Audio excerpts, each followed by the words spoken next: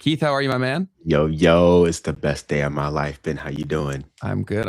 It took away my option to have it as we normally have it. So I'll get that sorted while you pop up some stuff on the chat. Say hello to everyone there. Yeah, we also have a guest with us, everybody. We have Rafael, What the up? Wealthy Expat with us. So say what's up to him, everybody.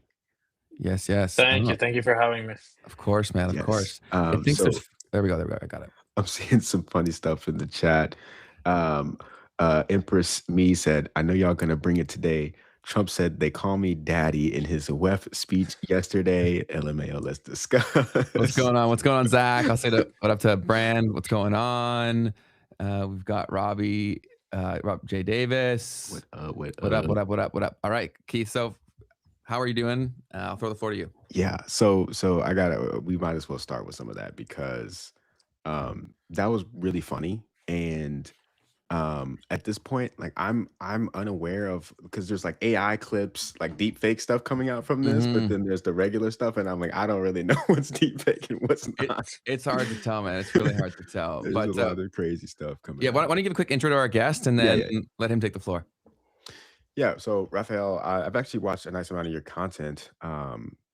Basically, from what I understand, man, you help people get secondary passports and understand the global landscape for what's happening around how to move to different places and things like that. So yeah, we've got some people who seem to know who you are as well. But yeah, feel free to give us a quick intro as well. That's what I do essentially. I help people get second citizenship, have a plan B, essentially for a future crisis, future collapse of their government, of their currency, of anything that might happen in the future. I was a US citizen. I renounced my US citizenship. So it's a big deal to give up your nationality. And I went through with that. I have 4 other nationalities now. And I want to educate people that their country might not be the best in the world and they should look for other options, not necessarily to leave and leave everything behind and your family and everything, but at least to have another passport in case you ever need it, another place to call home, another residency permit, just an ID card that ties you to another place, or at least diversify your banking. So open a bank account in another currency. For example, an American might open up an account in euros or in Singaporean dollars or anything that gives them a plan B in case anything happens. Right. So you gave up your US citizenship. That's crazy. Obviously right now there's a lot of stuff happening around the world. I remember, I guess the first time Trump came into office, everyone was like, I'm moving to Canada. And like that was like the big thing that was happening at the time. But when did you decide to renounce your citizenship, and how on earth did you like actually make that decision? That's crazy.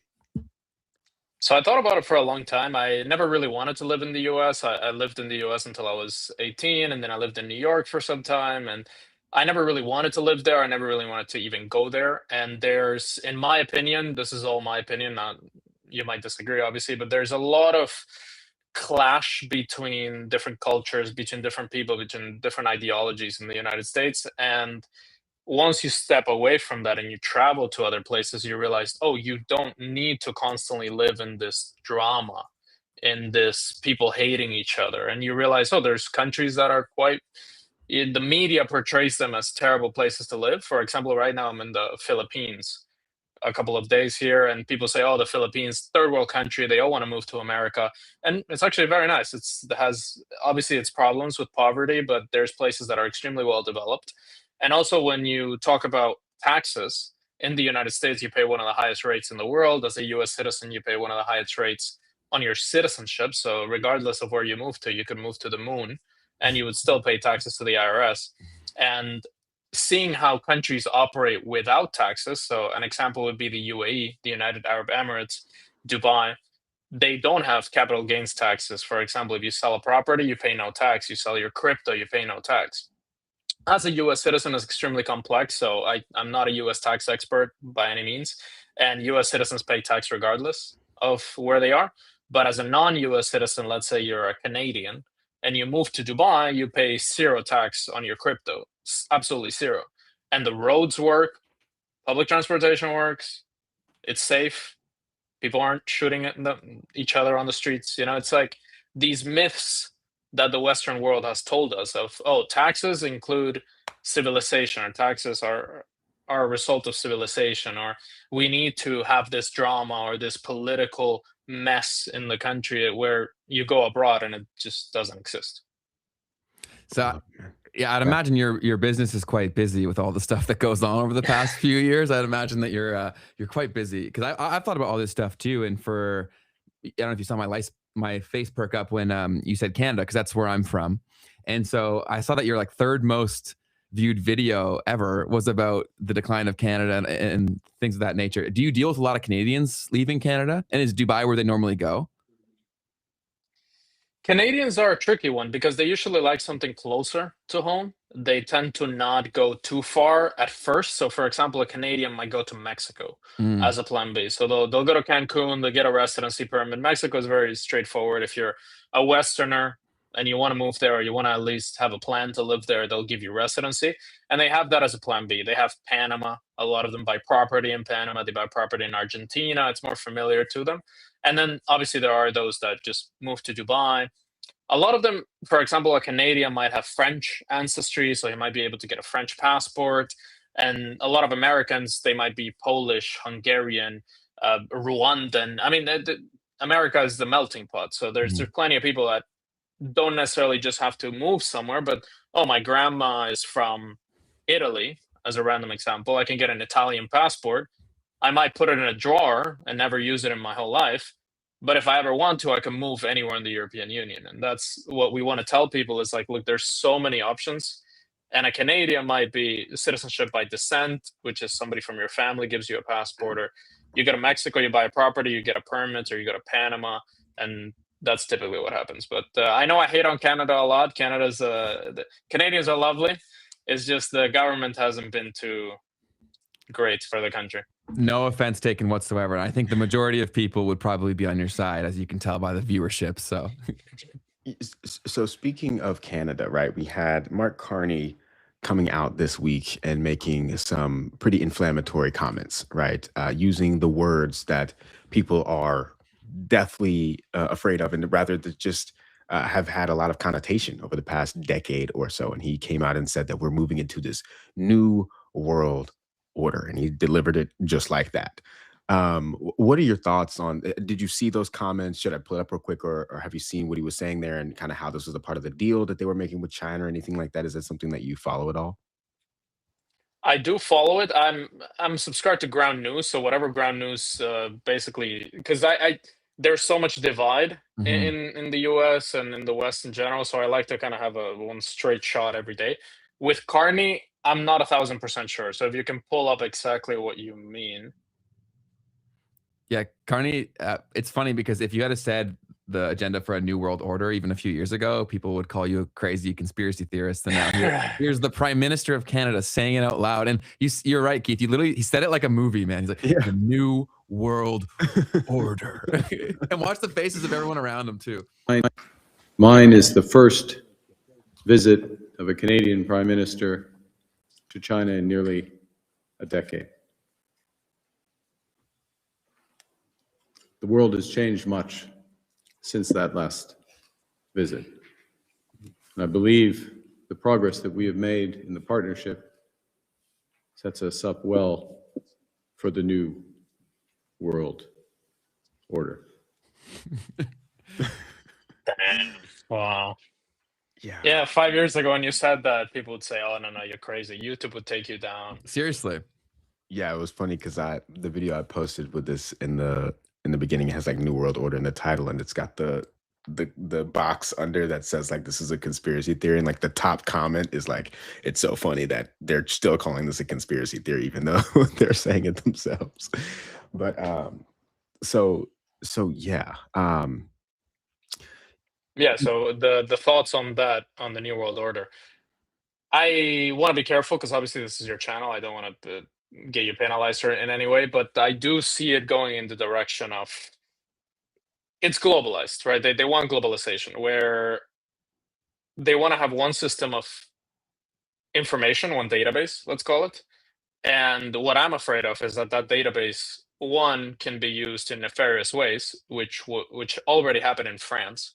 I don't know if you know, but the French tax department, there was a rogue official who was selling information of wealthy taxpayers to the mafia.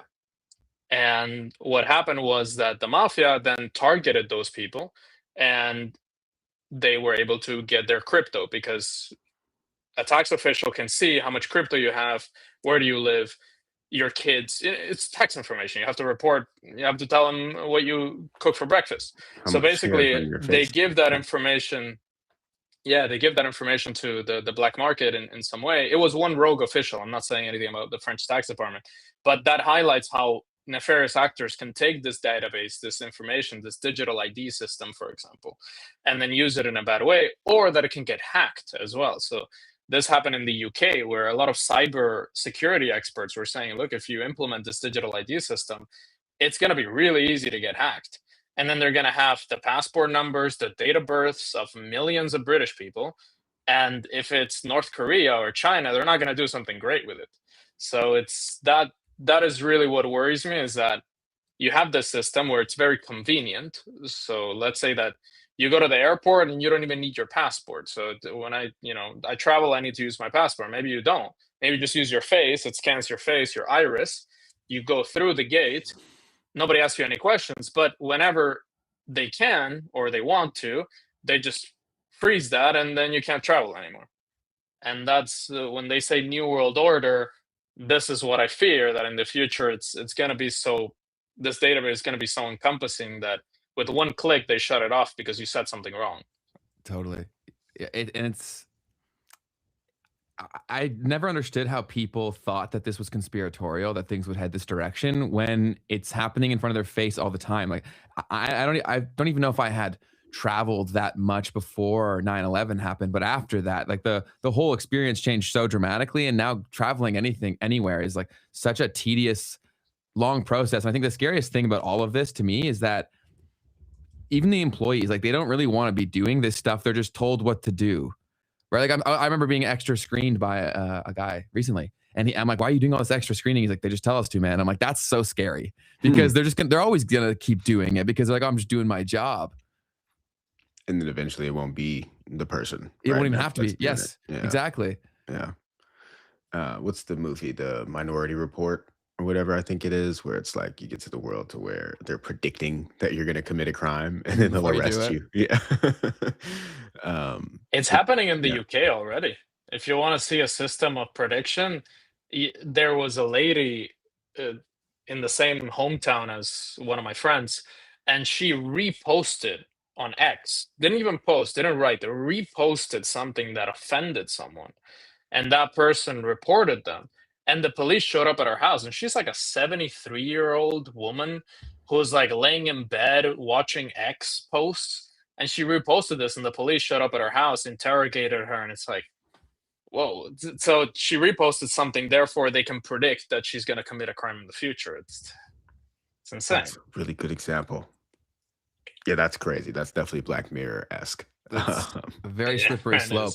Yeah, and there's been a ton of arrests from what I've seen reported in the UK for these kinds of things, like speech-related or support-related activity from online social media platforms, and then that dictates them getting arrested. It's insane to see all this happen because, yeah, it's very scary to see where that goes after that. So I remember seeing some sort of stat that was talking about how the United Kingdom has had more of these types of arrests based upon speech than any of the most, like, how would I say, like, the Than toughest Belarus. regimes, right? Go ahead. Sorry. What's the words? No, the more arrests than Belarus, than Okay. authoritarian governments. Yeah. Right. Then an authoritarian government is the words I'm trying to use here. So, yeah, it's crazy the way that things have been going there. It's definitely pretty scary as someone who has spent a lot of time in the United States to think that someone so close to your culture or whatever is taking that direction. So I'm seeing right now that there was something like 12,000 arrests that have been made in recent years due not only to speech, right, but we're talking about online speech um, in the United Kingdom alone from 2023 to 2025. Whereas for Belarus, that was 6,200. So you're talking about double Belarus. The next, you have Germany with 3,500 arrests for social media related arrests. China is at around 1,500 is what we're seeing here. Turkey at around 500. Okay, so you're talking about multiples of what we all think of in the West as some of the most, tough authoritarian regimes. So yeah, a crazy trend to see. And in Europe in general, you see making that kind of a move, and it's France and the UK. Were you watching the scenario with the Telegram founder and kind of how they like basically lured him into France, and then as soon as he touched down, they arrested him or whatever and stuff like that? Uh, Yeah, I watched the interview with uh, I don't remember who interviewed him. Maybe it was Lex Friedman. And during the interview, he said that he arrived at the airport and the police stopped him and they said, "Oh, you've been charged with this, this, and this." And he's like, he started laughing. He thought it was a joke because it's like if somebody tells you you've been charged with like wanting to end the world, something ridiculous, that you're like, not that, I'm just a guy making YouTube videos, please. So, and he thought it was a joke, and no, it's not a joke. They take it very seriously. So this is my worry, is that this could happen in the US, this could happen in other Western countries, and that's why I want to basically tell people, look, the solution is not to like fight this. The solution is not to go and protest. The solution is not to go to the Capitol and scream about what you believe. It's just to find countries that are not doing this. Yes, there's plenty of places that are following this, and people criticize me. They say, "Oh, there's nowhere to run." It's like, mhm. I'm not recommending to run away from anything. It's more about there's countries like Dubai, UAE, for example. They don't care about any of this. Like if you go to Thailand, for example, they don't care. Mexico, they don't care much. So you take the best from every country around the world. I love that. The thing that I keep on saying here is that it feels like there's an economic force that's pushing us toward this authoritarian sort of world. Because in a way, when a country ends up getting to the point to where they have basically command of their economy through having a command over the labor force by being able to get people to do what they want them to do, or they'll be debited or credited based upon what they incentivize or disincentivize. So, for instance, if you have a country like China with 1.2 billion people that they can control, right, then it's going to be really hard for anybody to compete with that. And so eventually, I feel like there is this economic force and pressure that's pushing all governments towards a kind of trying to find ways to have this level of control over their populations. But at the same time, right, for me and for how I'm looking at this, is like, okay, but how long is that going to take? How much time do we have? Where can I buy myself some runway, right, to not have to deal with all of those kinds of things? Because at the end of the day, we're talking about freedom here. So if I can be free for 5 years, right, or 6 years, and I would like to pursue that rather than watching my freedom be eroded in real time now. So anyways, that's something I thought about with that. Yeah, I think that. Yeah, I don't think there. Go Yeah, ahead. go ahead. Sorry. You go. No, that I don't think there's a certain amount of time that we can say, oh, by 2030. I make some videos saying, look, by 2030, because whenever they say a date or they say something, 2030 agenda, take that seriously, because they're gonna hit those targets, and these are people that are extremely powerful. They Mm, tell you, oh, drink from a paper straw because we can't use plastic straws, but they're flying private jet all the time. Like these are people that they have an agenda, they're going to get there, and they don't care about the, let's say, potential hypocrisy that people see off that. They're going to get to that agenda. So when they say something like Agenda 2030, and somebody said, why don't you focus on fixing the problem? In my opinion, personal opinion, maybe you have something different. It's extremely hard to change a government that is much more powerful than what you think it is. The United States, I don't care what anybody says, is the most powerful country in the world. If they want to arrest someone in a different continent, in 10 minutes, they have the power to do that. They call the local police force and they get you arrested. It's an extremely powerful country. And you're not going to fight that with a couple of people being angry at it, especially when the whole government is heading in that direction. So that's my worry, at least. I think that makes complete sense. We've had a lot of similar discussions on this subject of like, how do you approach this problem? And yeah, you could say, and this is the comment that Rafael was referring to, but I have to agree with Rafael in terms of, I don't think that people understand the size and sheer force of these power structures, and how if you go about it the way that would be the most obvious, that's the most obvious way to lead to really bad outcomes for you personally. And then you're essentially just out of the opportunity of improving your situation, period. So I think economics are part of the tools that you have in terms of finding a place where you want to move your resources. If you look at like the declining of societies over time in history, like economics is usually where the driving force of that comes from, where people are saying, okay, I want to go somewhere where there's actually more opportunity. And I look at America's advent in general too there. But I do think that the public is getting so educated on how messed up things are. And that's a big reason for why a lot of these systems are changing so rapidly, in my opinion.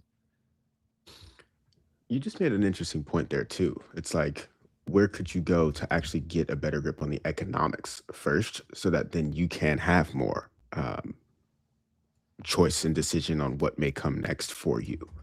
Let me see. I was trying to find a clip from Davos where Larry Fink is talking about how people have completely lost trust in institutions. And let me go ahead and find it real quick. Here it is. I wanted to talk about this. We believe that outside the United Nations, this is the largest gathering of global leadership of the post-COVID period of time.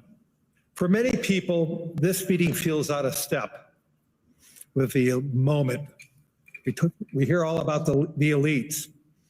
And how does that play out in an age of populism? How does an established institution make a difference in an era of deep institutional mistrust? And there's some truth to the critique. I believe in this forum for a long time. I certainly wouldn't be leading this if I didn't believe that we can change and make the world better. But it's also obvious that the world now places far less trust in us to help shape what comes next. If the World Economic Forum is going to be useful going forward, it has to regain that trust. Good luck with that. Cat's out of the bag. 100%. The thing that hit me, so I was actually just scrolling on YouTube and I saw Stephen Bartlett's face at World Economic Forum, because when I heard Larry Fink say that, I was like, the only way, or one of the ways rather, that they can start to do that is by actually talking to us, like actually having the conversations with people, because you can't ignore, right, the fact that BlackRock is the holder of all of these companies, right? Like, you own everything, bro. We're going to talk about that. We're going to continue to understand that more and more and more. And if you ignore that and you don't acknowledge that and what that means and what your decisions are, how you're looking at things, and then we've seen him flip-flop on the whole ESG thing, right? Like when the previous administration was in place, it was all ESG. Oh, we're going to, it's all about trying to make the world a better place. All of our investing is thinking about all of this and that. And then all of a sudden it's out the door. And he says it, right? He's like, oh, well, that's kind of changed a little bit. So if they're not going to talk to us, if they're not going to like try to be a part of society and just sit up on those stages, like literally just stop doing that. I mean, I prefer for them to let us know what they're seeing and what they're doing next. But at the same time, yeah, bring Stephen Bartlett there, basically, is what I was trying to say. He's the Diary of a CEO host, for anyone who doesn't know. He's a very large podcast. So anyways, how do you think, Rafael, that they could try to get trust back? I think at this point, with seeing how, and the problem is, like, every time to build trust, it takes a long time. To break that trust, it's only, maybe one strong instance or a couple of strong instances. So you trust somebody really well, and then they flirt with your girlfriend, for example, something small, you trust them a little bit less. If they steal your car, then, you're never going to trust them again. So it's like you can break it in many ways, and I think they've broken it in very small ways, many times. So the whole Davos meetings, when they're all flying private jet, the whole, oh, we really care about the environment and we don't. I think also a big one is Bill Gates, nothing against him, but saying that, look, if we don't implement these things, the world is going to end by 2020. Mm. And then it doesn't, and then he says, "Oh, actually, no, the world's not going to end. Don't worry about it." And it's like, no, but you very specifically said the world was going to end if we don't do this. So was that a lie? Or and constantly you hear these lies and lies and lies, and now on X, whether it's a good thing or a bad thing, random people post their random opinions, and there's a lot of truth that comes out that should not come out, or that they don't want to come out, Mhm. and that changes public opinion. Yeah. Big time. And the internet and social media gave us the ability to have easily accessible receipts for like the first time in history, right? When people would say something that was BS, and one example that I give, because it's a very interesting thought experiment when you think about when propaganda was being spread before, they had the advantage of knowing that there were going to be very few receipts and even fewer that were credible, right? So the example that I always give is when the guys came back from the moon landing and you hear them talking about the experience.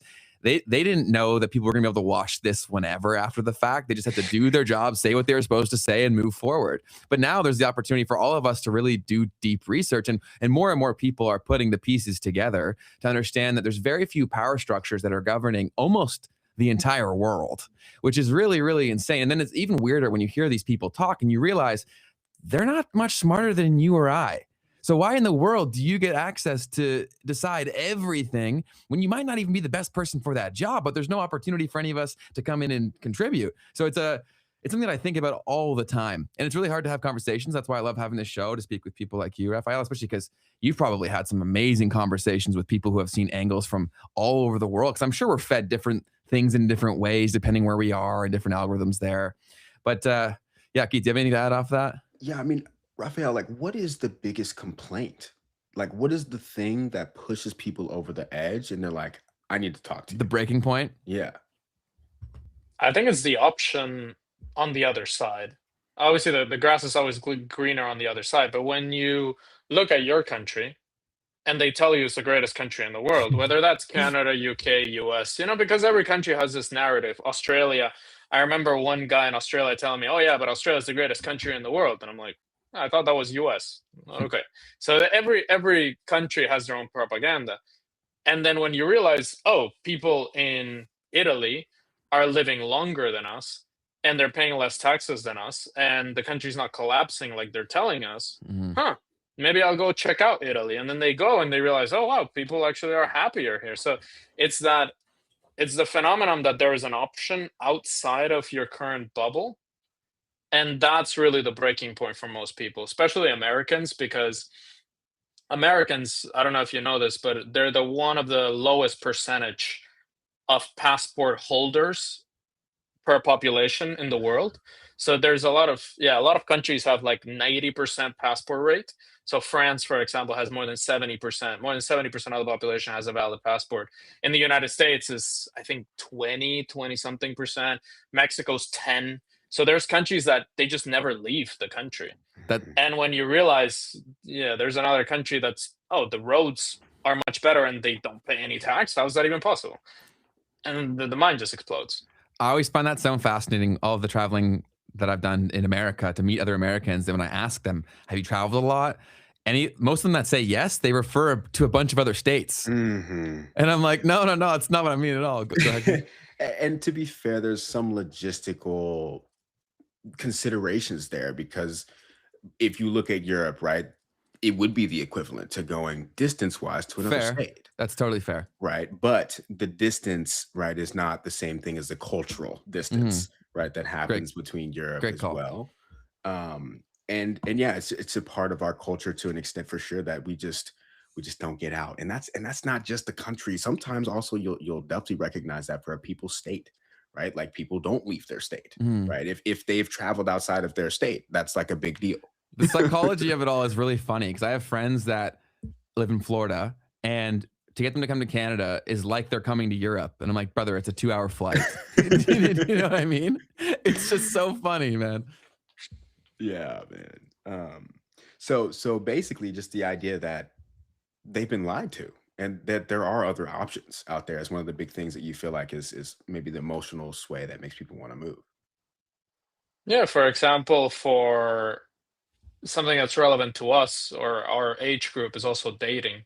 So Mm. when they realize, oh, there's a dating market that is so much better somewhere else. That's why a lot of Americans, they go to Colombia. I don't recommend that, by the way. Colombia is quite, you have to know how it works. I'm Latino originally, so you have to be very careful with Latin American countries when it comes to dating. But when you see the other side and you realize, oh, I don't have to deal with a single mom of 5 kids that doesn't care at all about me. Wow, I can actually go to Colombia and find a great girlfriend.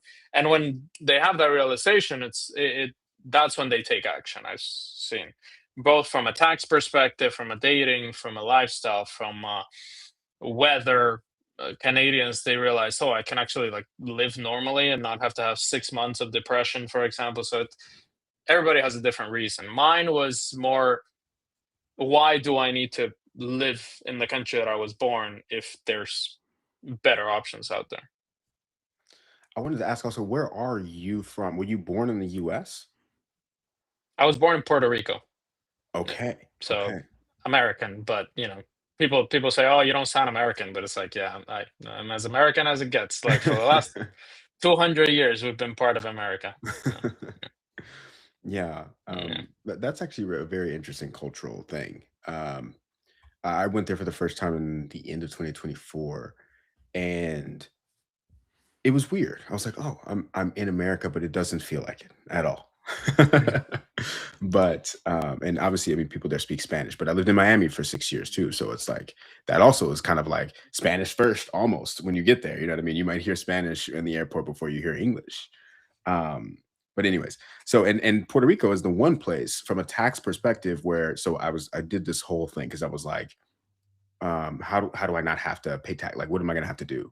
And it was like Puerto Rico is one of the best places to be able to go, but you have really strict requirements, right? Around like how that works. You need to be there half of the year, or whatever. And if you mess around, there's a lot of audits, I'm guessing, that are gonna happen for that particular scenario.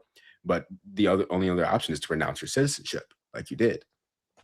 And so anyways, yeah, I just wanted to, I guess, talk through that a little bit. Yeah, But Puerto Rico works really well if you are an investor or an entrepreneur. You want to make a lot of money in the next 3 to 5 years. Retain your U.S. citizenship and move somewhere that is extremely close in terms of, you can just go to Miami in 2 hours. Everything's American. There's U.S. bases and so on. So it's not a place I would recommend for everybody because you do need to commit to it at least 3 years. You do need to be half of the year on the island. And one thing that a lot of people say is that Puerto Rico is like a honeypot where the IRS sees all of these millionaires and billionaires moving to Puerto Rico and they realize how much money they're losing from taxpayers and they automatically want to audit everybody there. So by moving to Puerto Rico, you're essentially putting a target on your back saying, "Oh, audit me, please, because I have money." Mm. Which that's literally what's happening. Everybody that moved to Puerto Rico is getting audited. And that's why a lot of people are saying, look, if you move to Puerto Rico, just know that the IRS is going to watch you very closely. That's why, yes. yeah. And then I've even when I was there, this lady was telling me this whole story about like she was like, also don't talk to people about that while you're here Wow. because people don't like that. Like they might kind of be upset with you about that. She was talking about people like damaging property and stuff about people being so like, oh, I'm here because I want to avoid taxes and I'm rich. And it's like, well, not everybody there is living that same experience. So be careful when you're going there and doing those kinds of things. Um, And bad, everyone in Hawaii hates you. The comment, leave us alone, go away. That's, it might be a funny comment, but it is actually pretty true. Like Puerto Ricans in general, and I don't know Hawaiians, how they feel. I've never been to Hawaii, but Puerto Ricans do resent millionaires that's quote unquote steal their land. And that obviously shows up in how people treat you and the service. And you might think, oh, Puerto Ricans are terrible at service. And it's not. It's just they resent you for, being one of those millionaires that moves there with money. So maybe that's not worth the tax savings.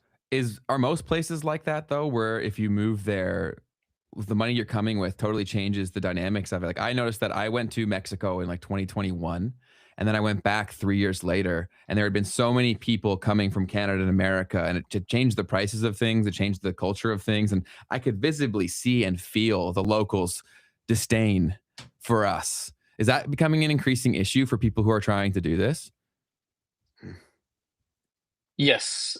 There's I mean, it depends on the country, because there are countries where if you move there with wealth, and there's a lot of millionaires moving there, they encourage that and they're very happy about it. So Dubai would be an example, Thailand would be an example, or Argentina would be an example.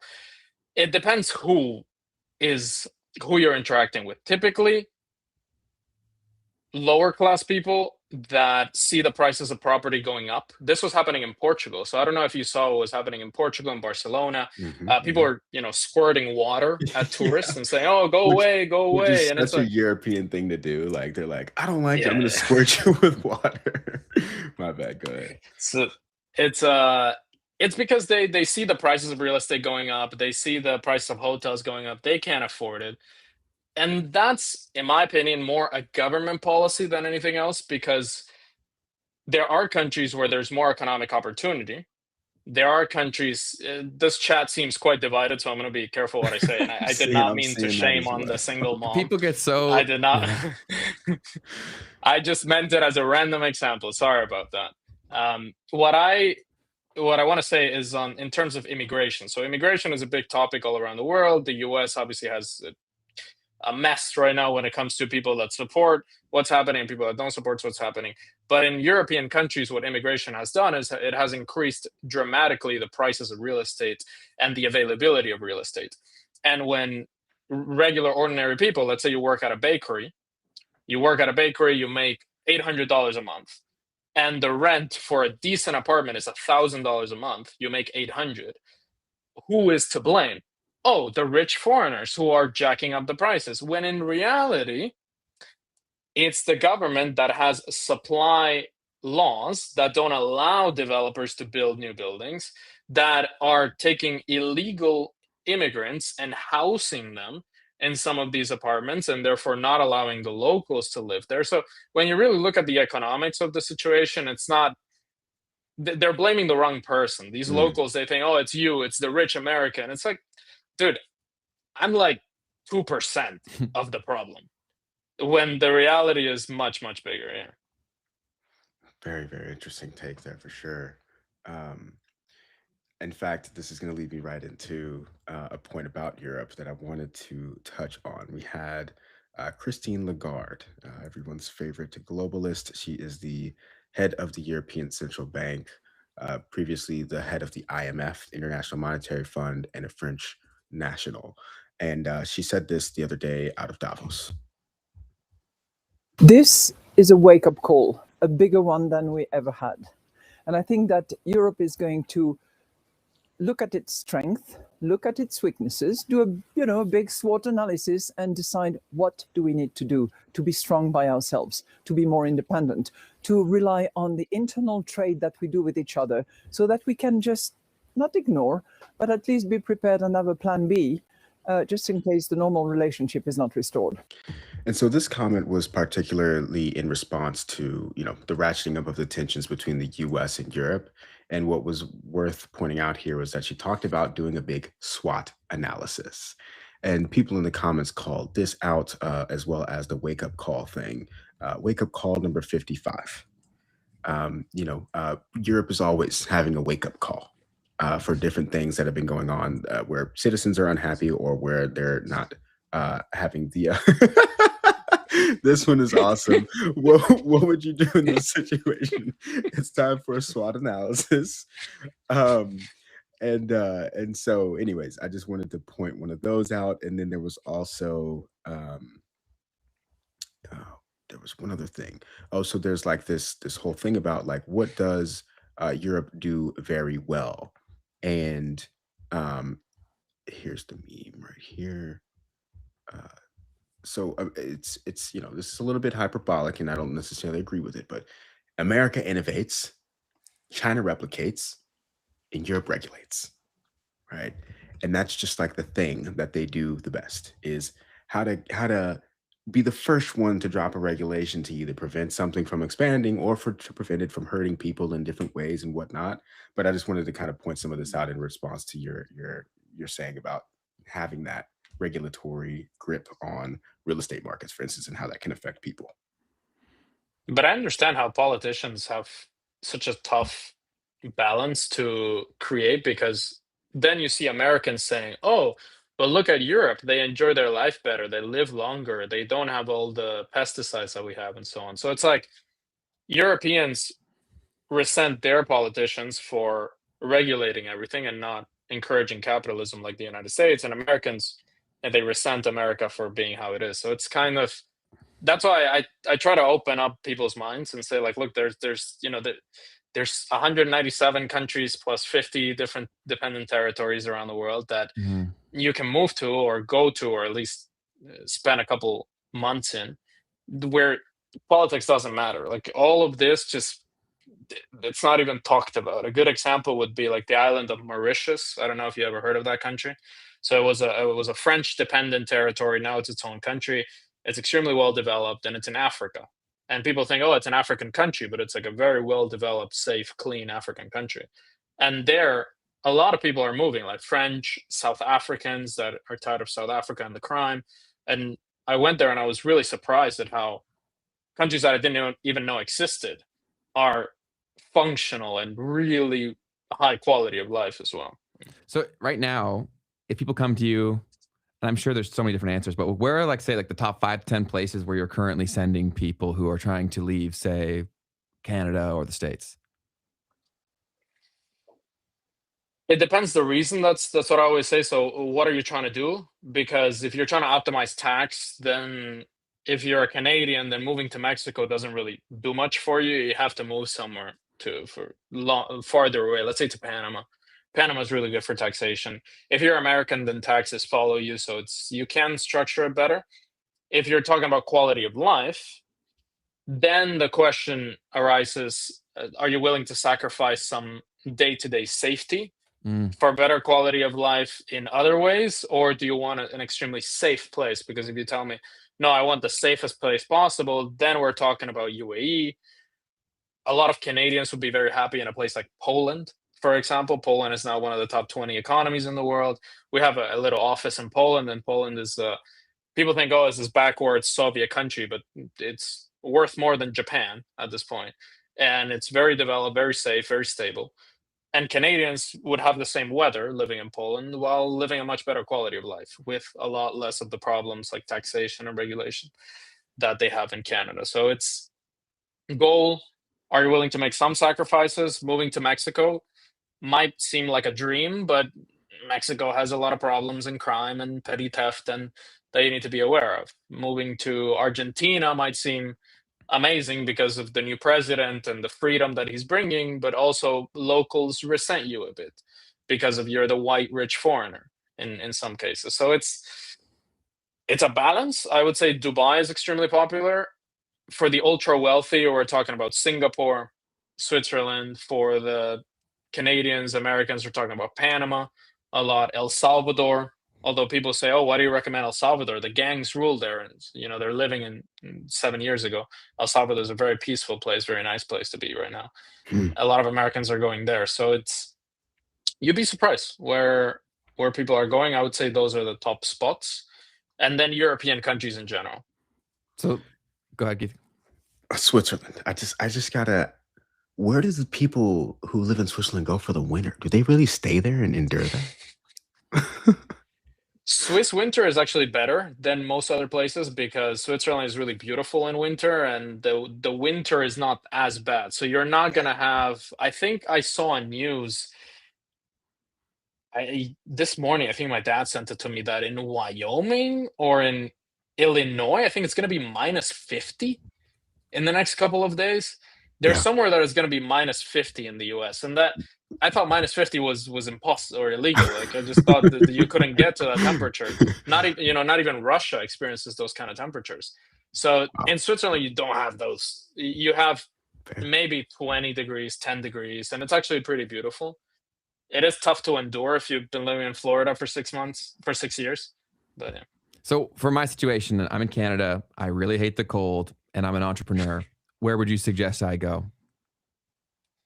Easiest choice is Dubai. If you're willing to accept that it is a Muslim country in general, does not mean there's anything bad associated with the Muslim religion. It is a Muslim country. So if you're, for example, I have some clients that come and they say, look, I'm very devout Christian, I need a Christian country, that's obviously not for you.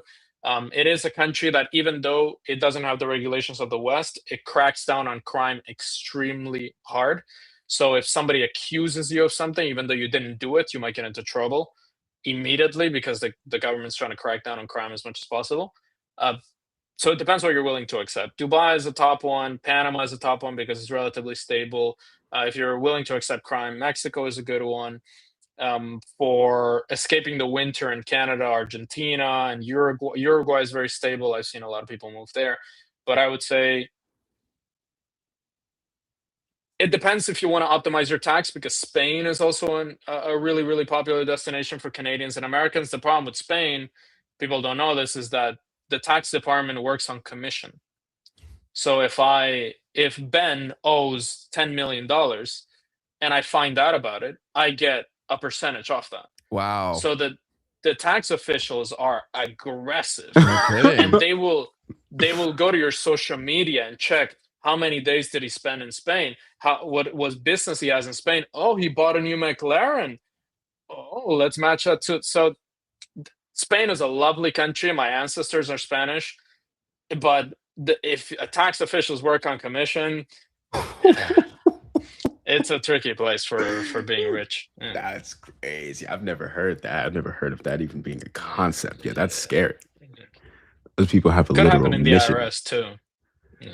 Yeah, man. So Ben needs to go to Latin America is kind of what I'm hearing right now. I think I might have sauced a little bit of that of an idea or tried to push you in that direction. What about Asia, man? That's obviously a very big region, continent for a lot of Americans right now. A lot of young people moving to Vietnam and Bali and in Thailand. You haven't talked too much about those places. Why is that? No, I do. I'm in Philippines right now. I've been to Thailand many times. I lived in Thailand before. I love Southeast Asia.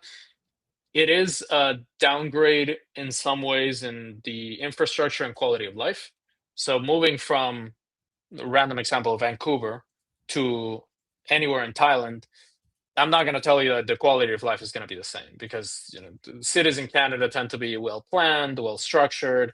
Maybe they're not taken care of as much now, but you are used to a very high quality of life. Moving somewhere like Vietnam, you're moving somewhere that is still developing. So as long as you come with an open mind and you realize, okay, I'm going to see poverty on a day-by-day basis. The traffic might be extreme.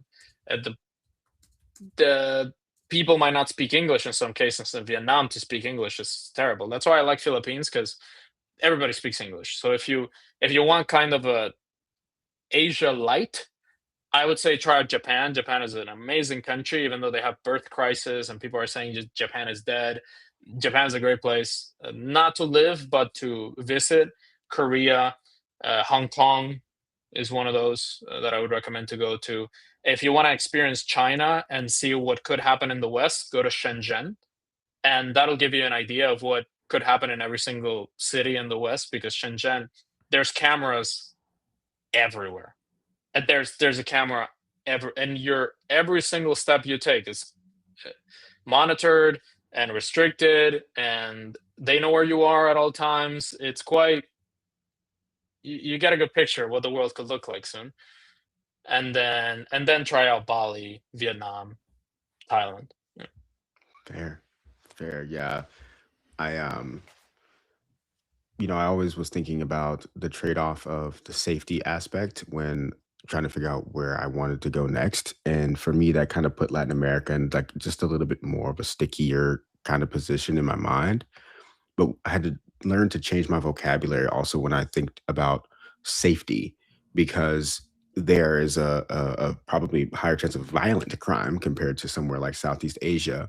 But then you just have the infrastructure being an issue in a place like Asia sometimes. So it's not, you don't think safety. When I used the word safety before, I didn't take that part into account. The roads, the driving, the travel, what does that look like? Well, it's pretty intense in certain places in Southeast Asia. And that's definitely something to keep in mind. And then you brought up Shenzhen. So I'm guessing you've spent some time there.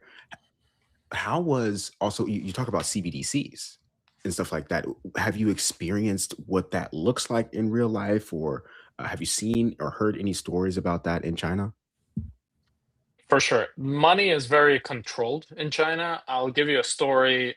We still don't know the reason. I was there with my girlfriend in Shanghai, and I went to the smoothie shop and I had cash. Nobody uses cash, by the way. It's all WeChat they used to pay. And then I had cash. I gave it to the lady and she had to give me change. And she said, "Oh, sorry, sir, we don't have change. Like, we don't have any cash." So I thought, okay, take it as a tip. And she said, "No, no, no, no, no tip. No tip." Like, she said, there's no way I'm gonna take a tip from you. So the money that I gave her was for 4 smoothies and I wanted 1. So I ended up ordering 4 because I really wanted a smoothie, and I just ended up 4 and I gave it out to some people. So this lady was very angrily telling me that she cannot accept a tip. To this day, I don't know why. Is it a shaming culture that they shame people who earn tips? Or the other one, which might be a bit more nefarious, but it might be true, is that the government controls how much you make. So if you make tips, that could be seen as negative. That could be seen as avoiding government control on how much you earn and so on. So China is a very interesting place. I recommend any Westerner just go to China, see how it works. It's not this backwater country that they're telling you it is. It's extremely well developed. The cities are just insanely massive, full of people. But when you see how the system works, you get an idea of why people say, "Oh, we're turning into China," because it is kind of going in that direction. Everything is digital, money's controlled, cameras everywhere. Every single flight is tracked to where you go, where you are at all times. There's no way of escaping the system. Social credit is a very real thing. So if you do things that the government doesn't approve of, you will suffer. It's harder to get a loan. It's harder to buy a car. It's harder to do anything if in any way you don't do what the government tells you to do. It's wild. It's crazy that like I've been seeing a lot of creators that are filming the people pushing these changes and how like their security staff gets so upset about filming. It's just like, this is the ultimate irony here. How like I want to watch you, but you can't watch me. It's just it's insane that it's all going that way. And then I think the last piece to go really is like money, right? Once you have that, like I saw that firsthand here in Canada when they had the Freedom Convoy with the truckers, how they shut down people's bank accounts that were involved in or supporting it. That was a very scary thing that I think woke a lot of people up to the potential reality of what it means when you can't conduct in a society because you can't access your own money that you've earned. Is it really your money? Which is the scariest part. Yeah, CBDCs are not really your money. It's more about they control the system, they can shut it down. I mean, when people talk about, oh, just put your crypto in a hardware wallet in USDT and nobody can touch it. It's like, do you know that law enforcement can call Tether and block your wallet and then you cannot use it? That is how CBDCs will work. Mm-hmm. They think you're a target and they just pause your wallet and done deal. So that's also why I tell people, maybe you don't want to move anywhere, just open a bank account somewhere else. Like go to Singapore, open a bank account, go to Hong Kong, go to Panama, just open a bank account, put $1,000 in there and realize that nobody's going to take it and you have it just in case. Is that easy to do? Relatively. In some cases, they'll ask you for source of funds, how you got the money. They want to make sure that you're not hiding from any government. In many cases, you need to report that to your government. So an American opening a bank account in Cayman Islands, as an example, needs to tell the United States that they have that bank account there by law. There's a $25,000 penalty if you don't do that. So you do have to be open, but you have money in another jurisdiction. So if the US system collapses or freezes, well, I have 10 grand in Panama that I can use, or I have anywhere really money. Fascinating, man. Yeah, because even when I opened a bank account in America, like if I didn't go to the same brand of bank that I used in Canada, it would have been nearly like way harder for me. Like they basically said the only reason we're able to do this for you is because we have a proven track record of you being a client at our Canadian subsidiary. And so that's something that's why I was asking is it simple? Because I was even shocked by how difficult it was as a Canadian to do that in America. It depends on the country, right? So the more developed so Switzerland, as an example, is extremely hard to open a bank account without a lot of money. They're going to expect you to deposit $1 million or more. Okay. Versus going somewhere outside. Yeah. Going somewhere outside of Europe. And also countries like Thailand, I'm glad you mentioned Thailand because Thailand is also restricting money transfers. So for foreigners that transfer over $200,000 to their bank account, they can freeze that account to investigate for money laundering.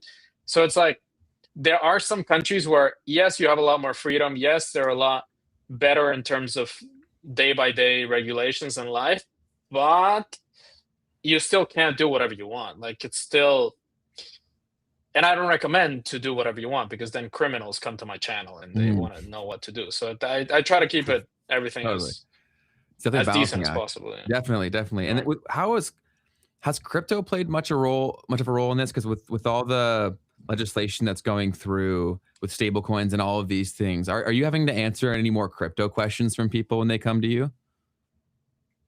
Most clients have crypto or have invested before or want to pay with crypto. What I tell them is that as long as you exit the system properly in your country and you pay the crypto tax that you need, because crypto is a tricky thing. A lot of Canadians, I've met Canadians that have, let's say, 10 Bitcoin in a hardware wallet, and they've never told Canada. Canada doesn't know about it. And they're like, oh, I'm just going to move to Dubai and buy a house in Dubai with that crypto. Well, you just committed a felony in Canada, because that's you didn't pay taxes on money that you had in Canada. So with crypto, I want to be very careful. Crypto has to be taxed and reported in the country that it was bought and sold. Once you do that, let's say you report that you have that money in Canada, you pay taxes on that, then you can take your crypto somewhere else and then buy a property. So for people that are a little bit more adventurous, there's countries like the Republic of Georgia, not Georgia the state, but the country of Georgia, Turkey, Serbia. There's countries around the world where you can buy property. You can buy a house with your USDT and no one will ask you anything. Or you can just buy a car with crypto in Dubai. This is very popular. So it's, as long as you report and do the right thing with your government, a lot of people can buy wealthy things or luxurious things with crypto. So you said bought and sold for the Canadian example. What if they bought it and then sold it when they were a citizen or whatever of a new country? They still owe Canada money? When the day that they leave, I mean, I'm not a Canadian tax expert, no tax expert at all, but let's say you bought Bitcoin at $1,000, and when you left Canada as a tax resident, it's $100,000. You owe Canada 99,000. Not owe them, obviously that's your gain, but you owe the capital gains, right? Fascinating. So until the day when you cease becoming a tax resident, or in the case of U.S. citizens, the day that you cease becoming a citizen. Got it. Interesting. So then I guess I'll have to deal with all that before I move. That sucks. So I'll have to sell basically to realize the gains, or do you just pay the difference? It's deemed as sold. So if you don't sell it, the Canadian government pretends as if you sold it. Wow. This shit's crazy, man. They want to keep you in. They want to keep you in the system. I guess so. Can't leave easily. Yeah, and I saw a comment about the taxation of unrealized gains on crypto, which in a sense, that is also what that would be, right? If you're just taking it and marking it as sold when you make the event of moving. And on the All In podcast, they were talking about California and how they're trying to also create this like unrealized gains tax. It's a very interesting concept. The problem that this is, I guess, an American law problem, but the problem that they were talking about on that show is if you make it okay to tax unrealized gains, then you've basically in some ways eliminated private property, because you've basically said that, well, in the name of the government wanting to take whatever it needs to fund its own programs, that your property isn't really yours, and they can tax something that you haven't actually basically, yeah, like they can encroach on your property rights because it's just your property. It's not like you've done anything within the economy at that point in time. You've bought something, but if you can tax something that's unrealized that I haven't sold, then you can tax. And the real problem was this. The real problem was also taking the criteria of that only being applicable to certain people, that only being applicable to people who have a certain net worth, as an example. This was what I think the actual crux of the issue was because then you can take the criteria of whatever criteria, right, that it may be that you think deems it properly for you to be able to take someone's property. It could be that they look this way or whatever other demographic thing, which in this case was wealth versus income. Income is not a demographic thing the same way that wealth is, right? So anyways, I thought it was all interesting. I think we lost Rafael, but just wanted to highlight that that is a discussion that's being had in the United States at this moment. I guess his internet dropped. It dropped on us. Cool. But, yeah, everyone in the chat, calm down. And if there's something that you disagree with, like just let it go. Like I don't want to have to censor someone unless someone says something that's like over the top. Like if you realize if you feed into something, you're giving it energy, right? Like I don't know how more explicit I can be, but yeah. Keith, what has been your biggest takeaway from the conversation so far? Oh man, lots of stuff to think about. I think it's interesting how much of the Dubai situation is something that seems to be a real option for people. Dubai scares me though, man. Yeah, same. It's basically like an island. When you get there, the rules that brought you there could change at any given moment. Here he's back. So why don't we ask him about Dubai? Because I was just about to say, Rafael, that Dubai scares me quite a bit because if I'm being attracted there because of these rules that were put in place, what's stopping them from changing those rules once I'm there? True. And sorry about the internet in Southeast Asia is not as reliable. No worries. That's also something. That's true because UAE did that. So Dubai did that where people moved to the UAE, they opened companies and then they said, look, it's not going to be 0% tax anymore. It's going to be 9%. And now there's 9% corporate tax. A lot of people say that this is kind of a bait and switch where if you move there and you start a company because of the 0 tax and they switch it to 9%, that's a scam. 9% is still extremely low. And it's not the UAE's fault. The government is not saying, oh, we need more money for our country, our government. It's the US and the EU telling the UAE, look, if you don't raise your taxes, we're going to sanction you in some ways. We're not going to allow you to bank. Try sending money from Dubai to a European bank account. You're going to get 100 questions. So it's like these governments, they have to, for example, a good example is Andorra. I don't know if you know what Andorra is. Andorra is a very small principality next to Spain, and they used to have 0% tax. So it's a country that speaks Spanish right next to Spain with 0 tax. So obviously a lot of Spanish people were like, why am I paying 50 here if I can go 5 hours there and pay 0? So they did that. And then Spain told them, you either raise the tax or we're going to penalize you in many ways. And they had to raise it to 10%. And then from 10, they're going to keep. So you can't really blame countries for changing because they do kind of have to follow what these bigger powers tell them to do. Like in the United States, a state, yes, they have autonomy, but in some ways the federal government really controls what's going on. So that's wild. I did not know that or hear that ever. That's crazy, man. So it's so interesting to think about, when you step into this realm of like the passports and moving and stuff like this, you start to recognize that a government is an offering, right? Like it's a product, it's a service, right? That they're offering. You have to deal with it. and it's like, the path to competition, right, is in this case, well, I'm just going to sanction you if you don't raise your taxes, even though you might have a better offering than me. I've got a bigger gun. I've got a bigger ship that can surround your island. That's why it's crazy, bro. Yeah, that's why we've never lived in a truly free market. That's like Jeff Booth's thesis right there, and that he believes that Bitcoin can be the vehicle to deliver the first ever truly free market. I think that people would step in and fight that quite a bit. But his whole thesis is that when there's a system that is broken, if there's one that isn't, over time, people will just continue to move their energy, resources, and time towards the one that isn't. And eventually the other one will have no energy. It'll collapse, is his thesis. We're having him on in the not too distant future to talk about this. So definitely will be an interesting one. But Rafael, are you familiar with Jeff Booth? A little bit, not that much, to be honest. Big Bitcoin guy. We'll check it right after. Yeah. I think you'll enjoy his stuff quite a bit. Yeah, he recently went on Zuby's show, and he's going on the podcast circuit. And we're having him on in the not distant future. So I'm really excited for that episode. But nice. It's definitely all these things. It's definitely what attracted me to crypto.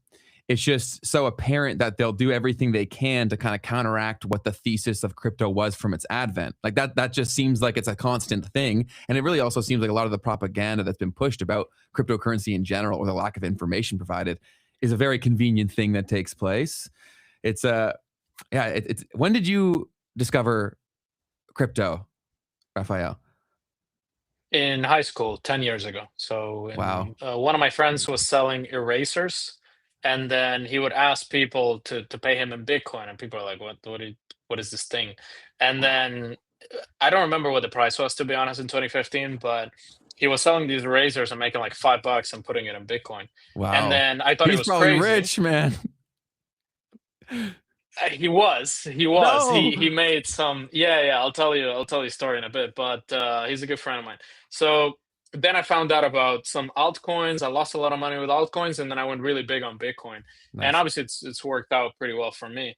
But for that particular friend of mine, he leveraged the millions that he had and lost most of it, unfortunately. So that's also a lesson. Like, leverage trading is a very risky thing. And I always tell people that ask me like, oh, should I get into crypto? And I'm like, yes, but do not touch leverage trading. Buy something that you can see yourself holding for many years. We say the same thing too. Keith, look like you had a point. Go ahead. No, I mean, so when did he actually like lose it? A year ago. Okay. Yeah. That's tough, dude. For something that you spent so much time, right? And you were like, so right on, building up, and so early when everyone was telling you not to. Like, that's debilitating. How's he doing, or how are they doing? He's doing well. He stayed at my place a couple weeks ago, so he's doing well. He's good. It's just it's a lesson for me. Like, you have millions, and then you kind of see other people making. Because he was telling me, oh, I saw this guy on X. He has 100 million. Right. Well, I don't have 100 million. And it's like, dude, you're an ultra high net worth individual. Oh my Like, gosh. buy a yacht, buy a house, keep the other 99% in crypto, and at least you have a house and a yacht.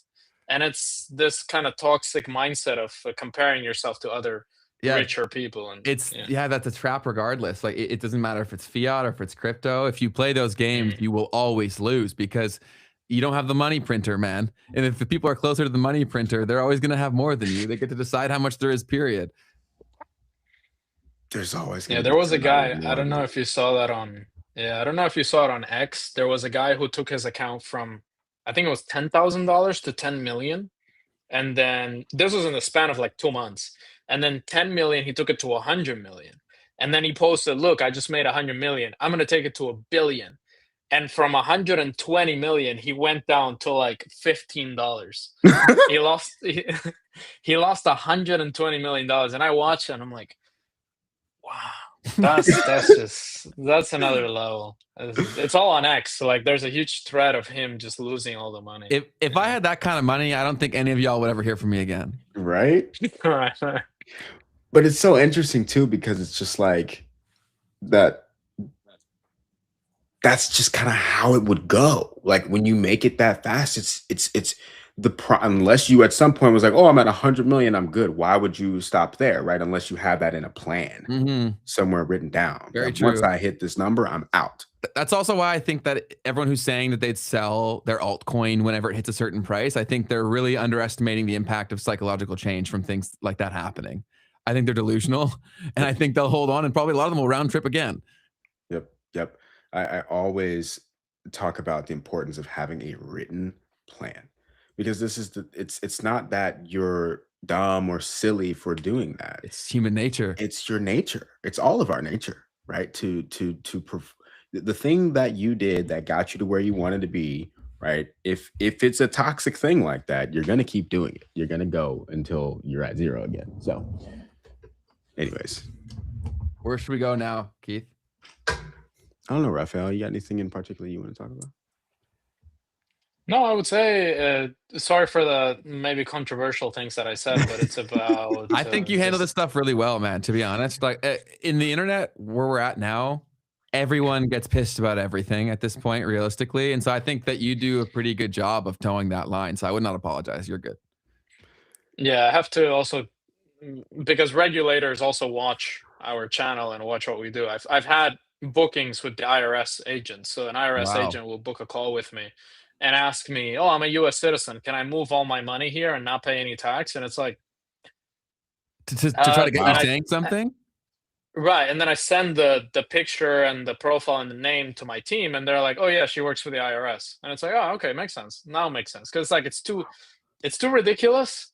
So I do have to find the balance between telling people to find more freedom and protect themselves, but also I need to make sure that everything I say is completely legal. So Totally. it's not easy being diplomatic like that. So yeah, that's a very difficult thing to manage. I don't know if I'd want that job. So good for you for navigating all that. Go ahead, Keith. But what would they do to you? Like, what, you're not the one making the decisions that these people are making. Yeah, but Puerto Rico, for example, is a good example of how they can prosecute somebody for helping other people put these structures. There was an accountant in Puerto Rico who was setting up the tax savings structure for Americans and then telling them, "Oh, you can go back to the States now. I got it covered." And he was basically just pretending for them that they were living in Puerto Rico and their companies were tied to Puerto Rico and so on. Microsoft actually is one of the companies. I don't know if you've heard about it, but the IRS is suing Microsoft for billions and billions and billions for offshoring money to Puerto Rico that was actually supposed to stay in the United States. Wow. And this has happened so many times that people have gotten prosecuted for helping other people do this. So Wow. that's the thing also with honeypots, like these places that people say, "Oh yeah, if you're in America, move to Puerto Rico," and it's like it's under their jurisdiction. Like they could just go there and then audit everyone tomorrow. Mm. They can't go audit another country. That would be quite difficult. I mean, Trump wants to take over Greenland, so maybe that's going to change in the future. Maybe he's gonna, yeah. It's fascinating. Yeah. So how many passports do you currently have? 4. I got one by investment. I got one through my family. I got another one by starting a business in a country, and then a 4th one by starting another business in another country. And then I'm working on more. I want to have a big portfolio of passports. I think it's a bit obsessive, but Is that something that's good for business, or do you genuinely feel like you need that many to feel secure? it's good to have countries around the world where you can go and live in. It's good to have, depending on what you want to do. So, for example, if I want to do business in Europe, then I'll use my European ID. If I want to do business in Latin America or open a bank account in Latin America, let's say I use my Mexican. So it's like depending on what I want to do around the world, then I use the ID that benefits me the most there. So that's it. why Americans, even though they might not want to renounce, but as an American, you can't open a bank account in a lot of places because the U.S. has rules against banks. Where if Keith, for example, goes to Switzerland and he says, "Look, I have $10 million. Can I put it in your bank?" And they're like, "Well, sorry, because we have to tell the U.S. everything about you, and we have to hire a new employee in order to do that, and it's going to cost us too much. We're just not going to take you." So Keith might want to, even though he has to report all of that to the United States anyway, might want to get a second passport to open that bank account to put that money in there. He still has to report to the United States, but the bank might be more willing to take him under a second nationality. It doesn't change anything about reporting or taxation or anything, but it opens doors a little bit more. Got it. One thing that I've been seeing in the chat pretty consistently is saying like, okay, it's great if you make money where you can go do these things, but if you're stuck somewhere, like how do you approach the situation then? Try to get a remote income, I would say, would be the only way. You could be making $5,000 a month in the US, and that could be kind of, almost a struggling wage, Yeah, a you're barely struggling getting by. paycheck. Yeah. And then you take that 5,000 to another country and you're living like a king, essentially. This is what a lot of retirees, like a lot of veterans, for example, they go to Philippines, they go to Vietnam, they go to Thailand, and their 2,000 a month VA disability now becomes a luxury lifestyle. Versus in the United States, they were living, very, very poorly, essentially, with their disability. So it's also about financial arbitrage between different countries. I don't talk about that much because my audience is a bit different. But yeah, if you make 6 figures in New York, it's nothing. But 6 figures pretty much anywhere else around the world is a very, very high-end wage. Yeah. Definitely. Yeah, no, I think that's always the first thing, is to give you some more leverage, and leverage by having income that is earned regardless of where you are in the world is such a powerful thing. And it's definitely what attracted me to entrepreneurship, and in particular online entrepreneurship. And like, we always push like become an entrepreneur. And there's always people who say like, not everyone can be an entrepreneur. And I think those walls have to come down. Like, why do you think that you can be a worker? It's because you've been told your whole life that you could. I think that, what is your job realistically? It's a set of steps that you do to get towards an outcome. How is that different from entrepreneurship? It's the same friggin' thing. It's your relationship to this word and this concept that is blocking you from achieving that. And that's always, I have these same conversations with everyone in my life all the time. I've made a bunch of people entrepreneurs, but it took a lot of time because I had to break down so many walls of limiting beliefs. I'm sure you don't run into this with your clients because they're probably mostly entrepreneurs, I would assume. Yeah, investors, entrepreneurs, but I agree with that. And I think one of the big things is that there's no switch off button. So when people have a 9 to 5, as soon as 5 o'clock hits, there's a They're switch done. off. Yeah, very true. And they don't think about business or anything. And then they realize, wait, there's like, this is my life. I have to think about it 24/7. Maybe that's too exhausting for some people. Fair. And I understand why that might be. And they want the stability of receiving a paycheck every month and budgeting, and people like that. There's some people that just Totally. without that they're lost. So it's No, I get that completely. It's just I feel like people who are demanding that, if there aren't jobs that can provide that in the near future, you would have been better served preparing yourself for the necessary change to survive, right? How much are you following AI and automation and how that impacts the global job market? I think UBI, it has to come, because there's a point in time where people's jobs are not going to matter anymore. Like I fired my graphic designer, I fired my video editor, I fired a few of my assistants.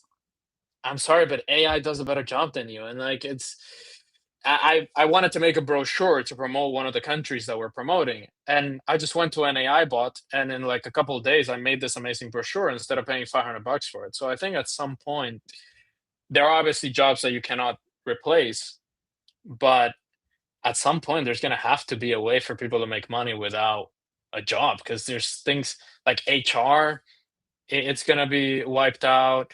Anything that has to do with design and monotonous tasks is going to be wiped out. So either they create a new economy or they introduce UBI, in my opinion. We've said similar things, and it's, as a business owner myself, who's been one for a very long time, a bad employee or someone who doesn't care about their job can genuinely ruin your business, right? So for a lot of people who would get mad at someone like Rafael saying like, why would you use AI? Why wouldn't you give the work to someone who's good? And his employees may have been fantastic. I'm not saying that they weren't, but I can honestly say like an AI is now better than most employees that don't care. And I would say most employees don't care.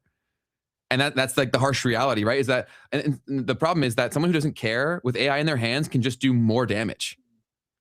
which is true, right? Because then they'll be touching more parts, but doing it all poorly. Because right now where AI is, you still need to be fairly competent. And there's a dramatic difference between what I can get from something I'm an expert in versus someone who's a layman coming in trying to do it. Like that's still there. So if someone's really smart, they can do so much more, but so too can someone who doesn't understand do so much more, which is not necessarily a good thing. So I think preparing yourself with skills is a very, very, very important thing. What was the first job that you didn't need anymore that you gave to AI? Like for your employees? Consulting, really? Asking. I think I don't know if you follow psychology videos, but there's a psychologist who said that AI has replaced regular psychologists, and only the top 10% are left. And when I heard that, I'm like, oh, that's actually what I've done, because every time I have a problem that is a bit hard to fix or I need more reasoning, I just go to AI and I try to fix it with AI. So it's like I don't need to go and ask someone, oh, what to do with this. Or language learning. Like now language learning has been automatized in a very straightforward way. So I would say that was the first thing, like having somebody to ask things. That's why we don't really provide consulting. We provide more, we help you find the country that you want, and then we actually charge you just for doing the thing with the government. Got it. AI, I mean, it's pretty difficult to replace governments. I mean, they don't want to be replaced.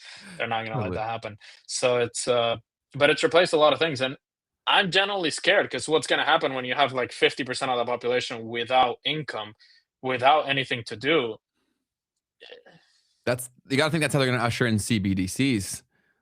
Yeah. You got to think that the universal basic income will probably come through that means. For sure. Yeah. Rafael, how did you free yourself? Like, what was your journey? Did you have a desk job at some point? Great question. Yeah, I basically started doing advertising on Facebook for different companies. So I got an online job doing Facebook ads, and I used to do Taboola. Taboola is like a website where you post ads on different platforms. And then I was making 1,000 a month from that, and I started traveling the world with that money very frugally. And then slowly I started making more and more money, and then I started an e-commerce business in Shopify in 2016, 2017. Drop shipping was booming. Maybe not anymore, but now back then I made a lot of money, and then I started teaching people how to do drop shipping, and then I realized that I stopped doing drop shipping, and I was still teaching people how to do drop shipping. So there was a moral dilemma where people were saying, "Oh, you're a scammer guru, drop shipping," and okay, I'm done with this. So I'm actually going to do something that I really know. This is what I do on a day by day basis. I travel to a bunch of different countries, so this is more aligned with what I really know how to do.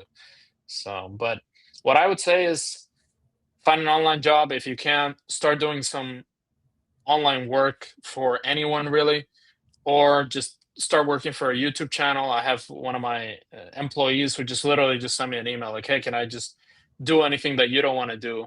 And then I started paying him like $800 a month. He lives in Serbia, and $800 a month in Serbia is quite good. So you could also do that. You could just hustle instead of hustling for a job and trying to find a job. Just find an online gig. Yeah. Yeah, that's what we've been saying a lot too, where if you really are against being an entrepreneur, I think getting around one is going to be very helpful, because a lot of people who are saying that not everyone can be an entrepreneur, it's because they haven't seen someone they know or felt was like them do this. When you get around from someone who's doing this and you realize that we're all just people, then those limiting beliefs can come down a little bit. So I think that's great advice. That's advice that we've given in the past quite a bit.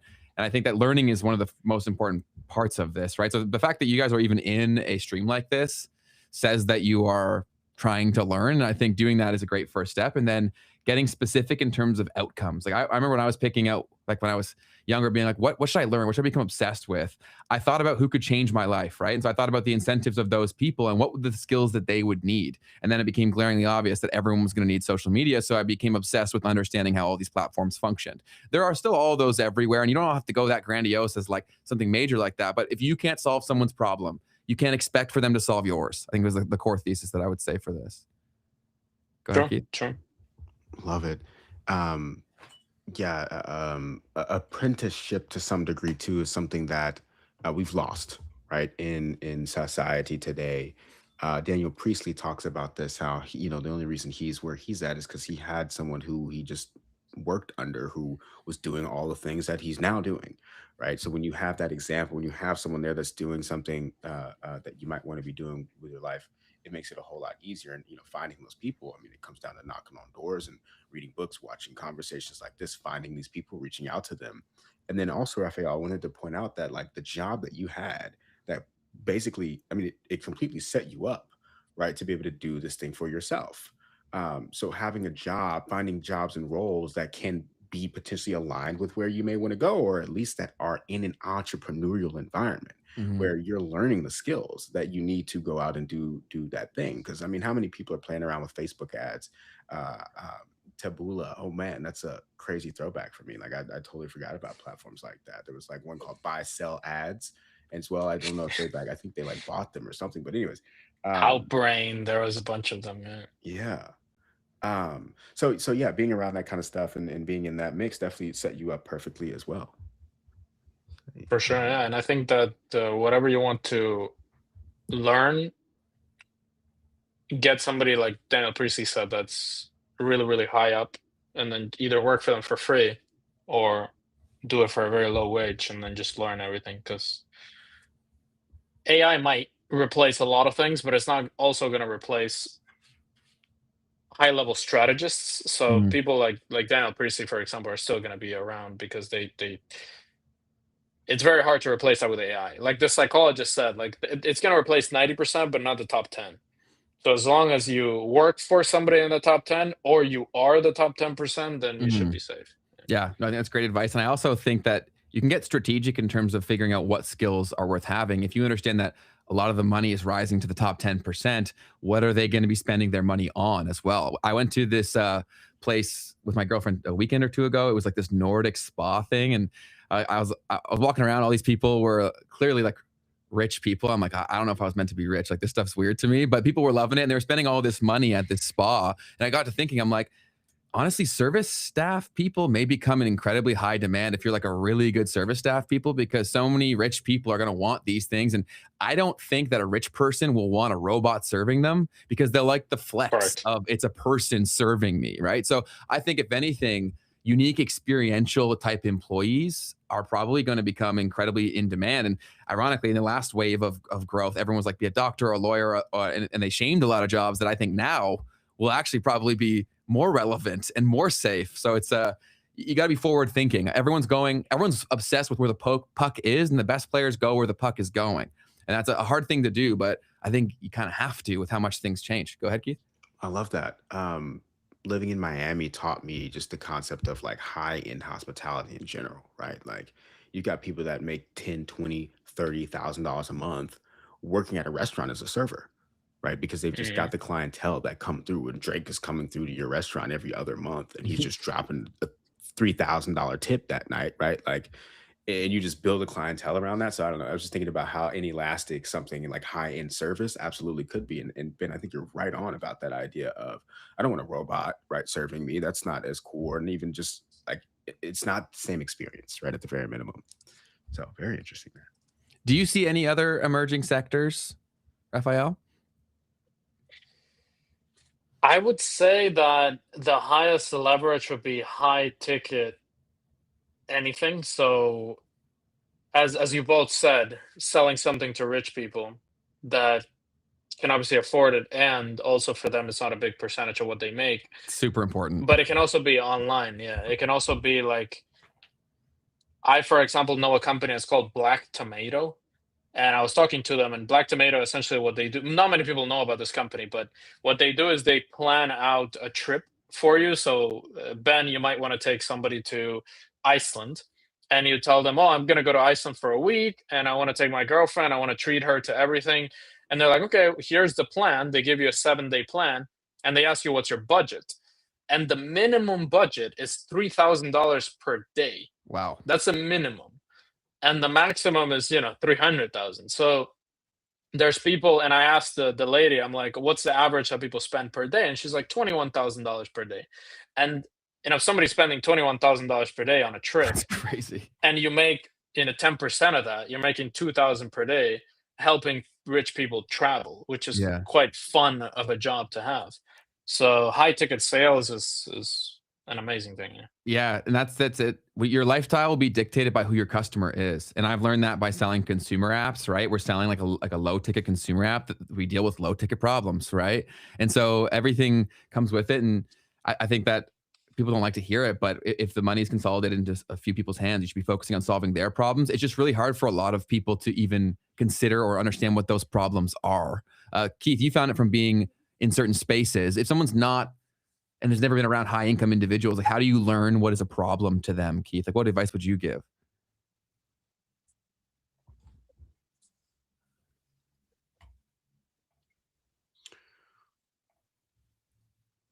The only thing that just comes into my head, this isn't necessarily super helpful, but when I was in high school, my father took me to this conference, and it was a Damon John conference. And one of the speakers on stage, he said this thing. He was talking about like getting on the other side of the equation and just thinking in those types of terms when you're going about your life. Like his example, I think at the time was like, you see gas prices going up and you're mad and you're like, well, dang, it'd be pretty nice to own a gas station right now, then wouldn't it? Right.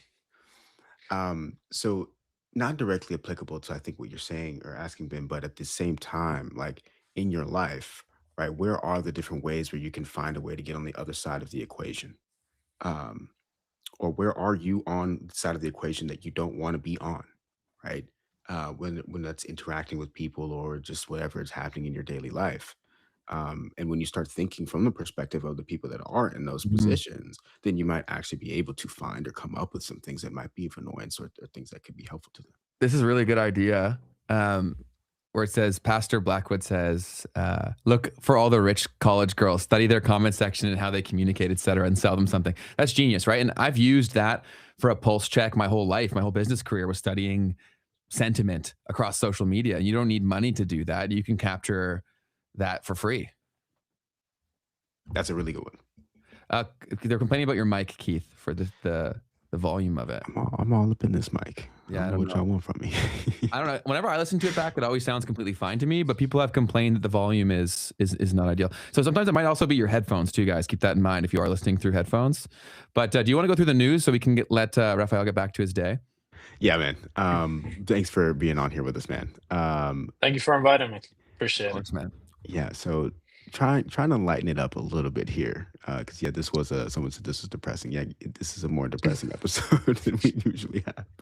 So I'll end this No, I off. think if you switch the mindset and you think, okay, how can I make my work not depend on a company or in any specific industry, just make it remote, have the ability to travel anywhere in the world, Mhm. then you're creating options. The depressing thing would be to depend on a company that is trying to replace you with AI and also is trying to keep you in one place. So ideally, you're making a six-figure income that isn't tied to one country, and then you can go anywhere around the world with that income and kind of live the life that you want anywhere, really. So that's I think that's mainly the lesson from this Dude, that's phenomenal episode. advice. And I think that also can help you if you struggle with saying, like, oh, I can't be in entrepreneurship because of what Rafael said earlier, where people struggle with this. They want this off switch. You may not want that off switch if you actually liked what you were doing. Right? Like I know most people that I speak to, even when they say they love their job, within 30 minutes of talking to them about their job, I find out they don't love it. Right. So a lot of people, the trap that most people fall into, and I spotted this really young because everyone around me was like this. They don't love their job. They love the lifestyle it created. So they say they love their job. Right. Whereas now people didn't realize, like, you can actually have both if you're creative and willing to work really hard. Both are possible. And I think we're all living examples of that. But go ahead, Keith. Love it, guys. So this was from Trump, I believe, yesterday at Davos, Switzerland. This is both news and kind of a meme in itself. Helping NATO, and I've until the last few days when I told them about Iceland, they loved me. Iceland, right? Already. They called me daddy, right? Last time. Very smart. And he's our daddy. He's running it. I was like running. So that's one of those where I'm like, was that doctored? Was this AI altered? But no, I think that was. I think that's real. So let me see. So there's now on the prediction markets out here, they're saying that Trump is now officially projected to acquire Greenland. That is a 55% chance on this poly market thing. And then there's another one on Kalshi that says that the odds that he takes some part of Greenland have now surged to 70%. That'll probably be the compromise. Yes. So I don't know if I saved this yesterday, but there was this guy who talked about, let me not give you guys my bookmarks. Okay, here it is. Perfect. So now I've talked about this on the pod before, but when I was younger, when I was in high school, I read this book right here. And I also read it again last year. And this guy says, nearly 40 years ago, Trump published a book on how he does negotiations. In it, he carefully describes how he always asks for significantly more than what he wants so that he can negotiate to get what he wants. Every 8 months, he negotiates some deal in this exact way, and everyone freaks out when it happens. And this is kind of what I think is happening here with Greenland. There's specific parts of it that they're going to potentially be trying to get some rights to. And then from there, right, he's acquired Greenland to some extent, at least what he actually needed from it. So anyways, yep, that was one thing. Maybe he wants the same as Palau and the Mariana Islands. So they're independent countries, but they have what's called a Compact of Free Association. So an American can move to Palau tomorrow without a visa, even though it's a different country, because Palauans can move to America tomorrow without a visa. So maybe that's what he's trying to do. And he's like, I'm not going to invade you guys, but give me the right to call this part of my dominion. Yeah. Got it. Word. Thanks for breaking that down. So another thing that's happening right now is natural gas prices are up at the moment, and because of because of an Arctic blast that's sweeping across the U.S., I believe North America in general, this is happening. So you had natural gas prices up over 60% in the last 2 days. And I actually saw a pretty funny meme around this because, there's just been a lot of speculation. There's been like all these things coming out on Twitter and stuff about how like this is going to be the worst, most historic storm, and people aren't prepared enough. And like I'm kind of convinced that people might be right. And I saw this map. It was like there's a big weather storm coming through. Here's what we know so far. Is that like crayons? Yeah. So That's true. pretty funny because I keep on seeing these maps and stuff, and I'm like, They- I don't know what this means. But Yeah, and there's like numbers that I know the people who send it to me don't understand. They're like, look what's coming. I'm like, you don't know what's coming. But yeah, it's definitely scary. And I've been caught in a bad storm before. Like 2 or 3 years ago, I got caught in the storm in New York on Christmas, and I spent Christmas in a random fire station in New York because you couldn't drive on the roads. That was actually one of the, we'll talk about it more in a future episode. That shit was crazy. Seeing how animalistic humans become when pushed into a corner. It was crazy. It was so tribal. Like people were sprinting for resources when they came into the room. It was absurd. But do we have any other news or anything like that? No, man, that's it for me today. All right, let's show Rafael's channel so we can get everyone here to go show him some love. I just put the link in the doc. Okay, but cool. if you enjoyed this Thank you. conversation, go over to his channel. It's the Wealthy Expat. We're going to show it on the screen right here. Go over to his channel, subscribe to his content, and I'm sure that if you like this conversation, you'll like a lot of his videos. So definitely go show him some love. Yep. And yeah, watch everything he puts out. Any other platforms that you are active on that you want people to follow? I'm quite addictive. I get addicted to things very quickly. So when I have Instagram or TikTok or X, I spend hours per day on it. And I realized that I really need to stop doing that, especially with X, because it makes me angry. And it after an hour of using it, I'm just angry at everyone. Why am I so angry? So I deleted everything. We do have Instagram, we do have those platforms, but YouTube is this is where I get clients. This is where I show my strategies. So that's much Awesome, better. man. Love it, man. Follow on YouTube. It's all linked down below too, by the way. If you guys just want to go to the description box, the link to Rafael's channel is right there. You can easily go access it and click the subscribe button super easily. But I want to thank you for coming on, man. This was an absolute blast, and I appreciate you giving us all of your very unique experiences. So thank you so much. And I know the chat enjoyed this a lot too. Yeah, man. Appreciate you. Thank you for your time, and yeah, keep killing it on YouTube. You're doing super well. Appreciate it. Much Appreciate it, man. All Talk right, to you guys well, soon. yeah, Yep. have a Thank good you. one. Cheers. Bye. So then, we'll chop it up with the chat for a bit, Keith. Yeah, man. I think we need to debrief a little bit. Let's debrief. I feel like a teacher when we had a guest, and I'm just like, guys, be Come on. nice. Yeah, Like, exactly. Be respectful to the cast. Be respectful to each other. Like, come on, guys. Yeah, I really like Pastor Blackwood though. I gotta show him some love, man. For sure. Clearly a smart individual who also seems of sound mind and chill approach, which is very, very good. But yeah, please make sure that if you guys are here and you have yet to click the subscribe button, definitely go ahead and do that and turn on the notifications. We are dangerously close to 10,000. It's dangerous. Hit that like button and subscribe. Come on now. Don't do us dirty now after all this time. No. And kinda, Empress. I'm like, oh my goodness. I've seen some things from the chat that I didn't know we had in us. Bro, guys, also like this is also a symptom of the time, right? And so if you guys are in this conversation because you feel like you're not the problems that are out there, if you react this viscerally to somebody saying something in a comment section, you're contributing. Like seriously, that's the game. That's how they got us here, right? Is that you feel like you have to have this really loud opinion about everything. For sure. Anything you guys want to chat about in the comments, let us know. We can chat it up. I saw some stuff throughout the conversation. I don't remember it. Oh, I saw something about Pax Silica, which was something that I actually didn't even hear about at all. But apparently, this is a US-led strategic initiative launched in late 2025 to build secure, resilient supply chains for advanced technologies, particularly semiconductors and artificial intelligence, by coordinating trusted allies to reduce reliance on China. So I know we had the CHIPS Act before, right, which was kind of pushing us in that direction around trying to reconsolidate or reshore our manufacturing of AI, but I didn't hear about Pax Silica in particular. Did you hear anything about that? This is all news to me. Yeah, I mean, I guess this was December 12th was the summit held in December 12th, 2025.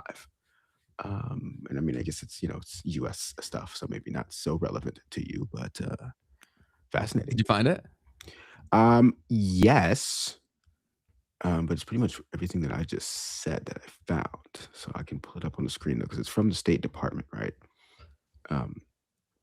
And this is their effort to AI and supply chain security, advancing new economic security consensus among allies and trusted partners. So there's a person saying, "How dare commenters act like influencers?" I think referring to me saying like, I'm not saying to not comment. I'm not saying to even share your opinion. I'm saying don't make it personal. Right? Because like the more reaction that you give, if you really didn't like that behavior, you wouldn't give it a reaction. Yeah, guys, we're not saying don't voice yourself. We have incredible comments. That's the thing. We have incredible people here that have great comments and thoughtful things to say. Totally. And so focus the effort and energy on the progressive things that get the conversation to different places where we can all benefit. That's the whole point that I'm making. No one's trying to say don't comment. No one's trying to say don't share your opinions. Just don't waste time on unfruitful things. Sure. I saw a tweet last night about the whole, it probably was BS, but yeah, let me try to find that tweet where they were talking about the whole issue with the yield on stable coins and how that had been resolved, but it was probably a bot account on Twitter. I was like, I'll check in the morning. I haven't seen anything about it, so it probably was. Wait, say that again about the yields on the stable coins. Like, yeah, the whole contention for the whole the issue, right? Someone had tweeted that, oh, it's been resolved. That print has been removed. Like we're good to go. And so I haven't heard anything since. So I'm sure that person was just farming engagement. Potentially, for sure. I mean, in general, when you hear Brian Armstrong talk about this, people are so bearish on the Clarity Act being passed. And I don't understand. Like Brian Armstrong, yes, they withdrew support for that specific bill that was published at that moment in time. And he said, we're in conversations to get this stuff fixed. So, yeah, I was thinking about that Kung Fu guy. Like, I was like, even me, in the way that I'm reacting to some of this stuff, like, would I be laughing in certain situations about certain things that are being said and done if I really understood the vibe of the comment section and the things that people are saying? And definitely something to think about. I think it's a really good perspective to have. Yeah, that helps you a lot. And also, I'm sure a lot of times people are saying stuff that they wouldn't say even if they were in person too. So I think that filtration system should go both ways in terms of how you take in something you're reading too. Absolutely. Yeah, so I wouldn't be surprised if that with the stablecoin bill happens, right? Like, it was interesting to watch the conversation with Brad Garlinghouse and Brian Armstrong and stuff, because Brad Garlinghouse is like the guy in the middle, right? He's like, look, I love regulations, like bring it. And then Brian Armstrong is more like, we're going to a Bitcoin standard, like this is it. And Brad Garlinghouse was like, the thing that gets in the way of progress is perfection. And he was like, that was his thing that he could feel willing to say about the whole bill. He was like, I don't like, but he also, if we sit here and do this, it won't get passed if we try to do this all day. That's also a very convenient perspective when he even said outright that I don't have that much of a dog in this fight in my specific situation. So of course he's going to say that. I think he's pretty fair about being honest from what I've consumed on him for the most part. But someone did have a point here that I wanted to ask. It was Pastor again. He said, do you guys on Charles Hoskinson's side or on Ripple and Brian? Brad Garlinghouse. And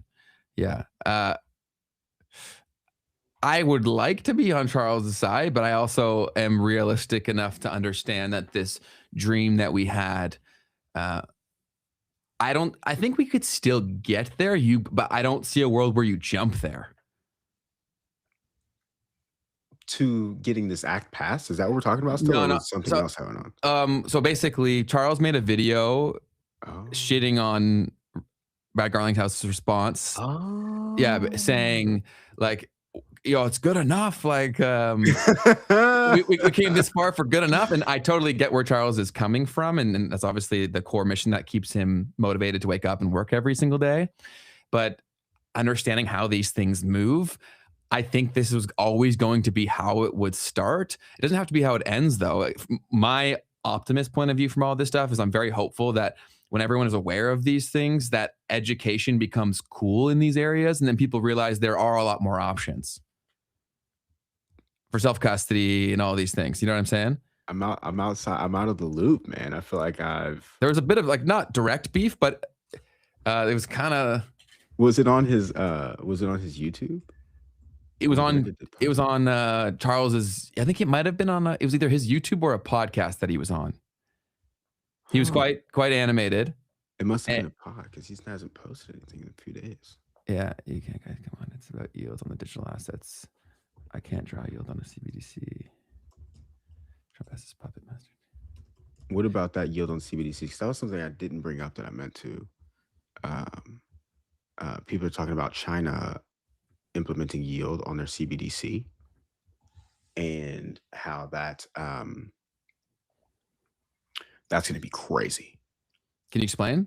So imagine as an American citizen, you sign up for an account at the Federal Reserve, who's paying right now 350 basis points.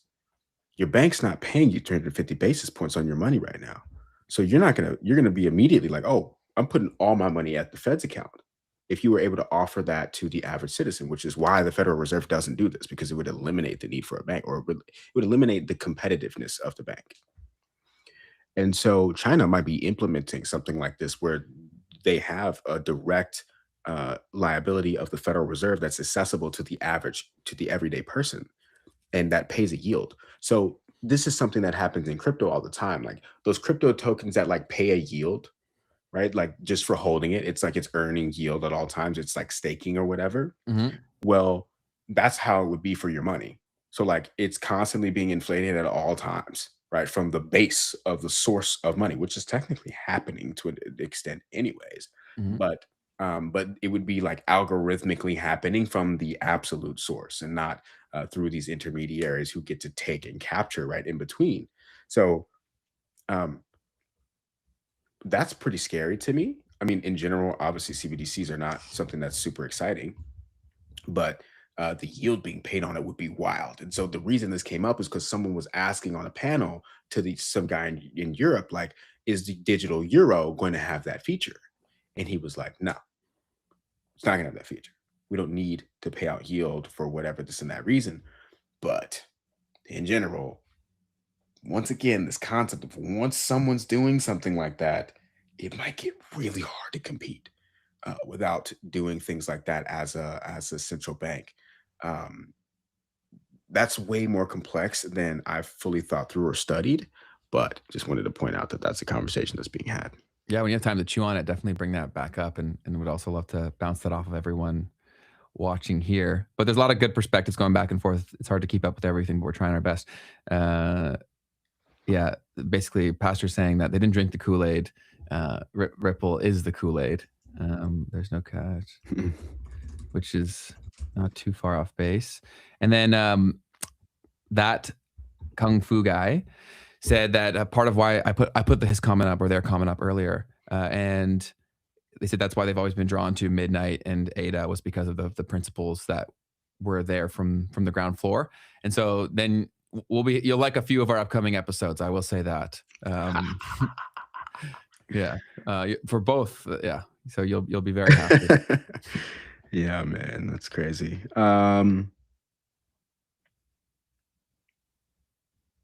Cool. What else y'all got? What else is going on? Anything else that you guys want to chop it up on before we wrap up today's stream? We do appreciate having y'all here, and like anything, we're gonna learn and grow and get better, and all of us will be part of that. And so that's always the goal with the show. So no one's gonna be perfect, ourselves included, at all. So sure. I think showing grace to everyone is really, really important. What is going on with ADA? what do you mean in particular that you could say a lot? Like, do you mean the price action? Are you referring to what's their current objectives and what they're focusing on? What is it? What do you mean by that question? In between, I saw Pastor Blackwood say, I'm an XRP investor, but I always knew there's a dark side to it. Just wasn't ready for the dark side, you know? Here we are. Yeah, totally fair. Yeah, there's so many characters and so many things at play here and so many foundational shifts or potential for that from this technology that it's really hard to get a pulse on everything. It's almost impossible in terms of figuring out like who are the good guys, who are the bad guys, because even that's going to be perspective based and viewpoint based, right? So yeah, it's a big old mess. And so I'd also say don't get too attached to any of it, because like these things are fluid. Like they do change quite a bit. And so I think that be totally cool with changing your opinion with new information is probably the biggest thing that I would say. The price action, well, the price action is going to be the whole crypto market in general is in the shitter, right?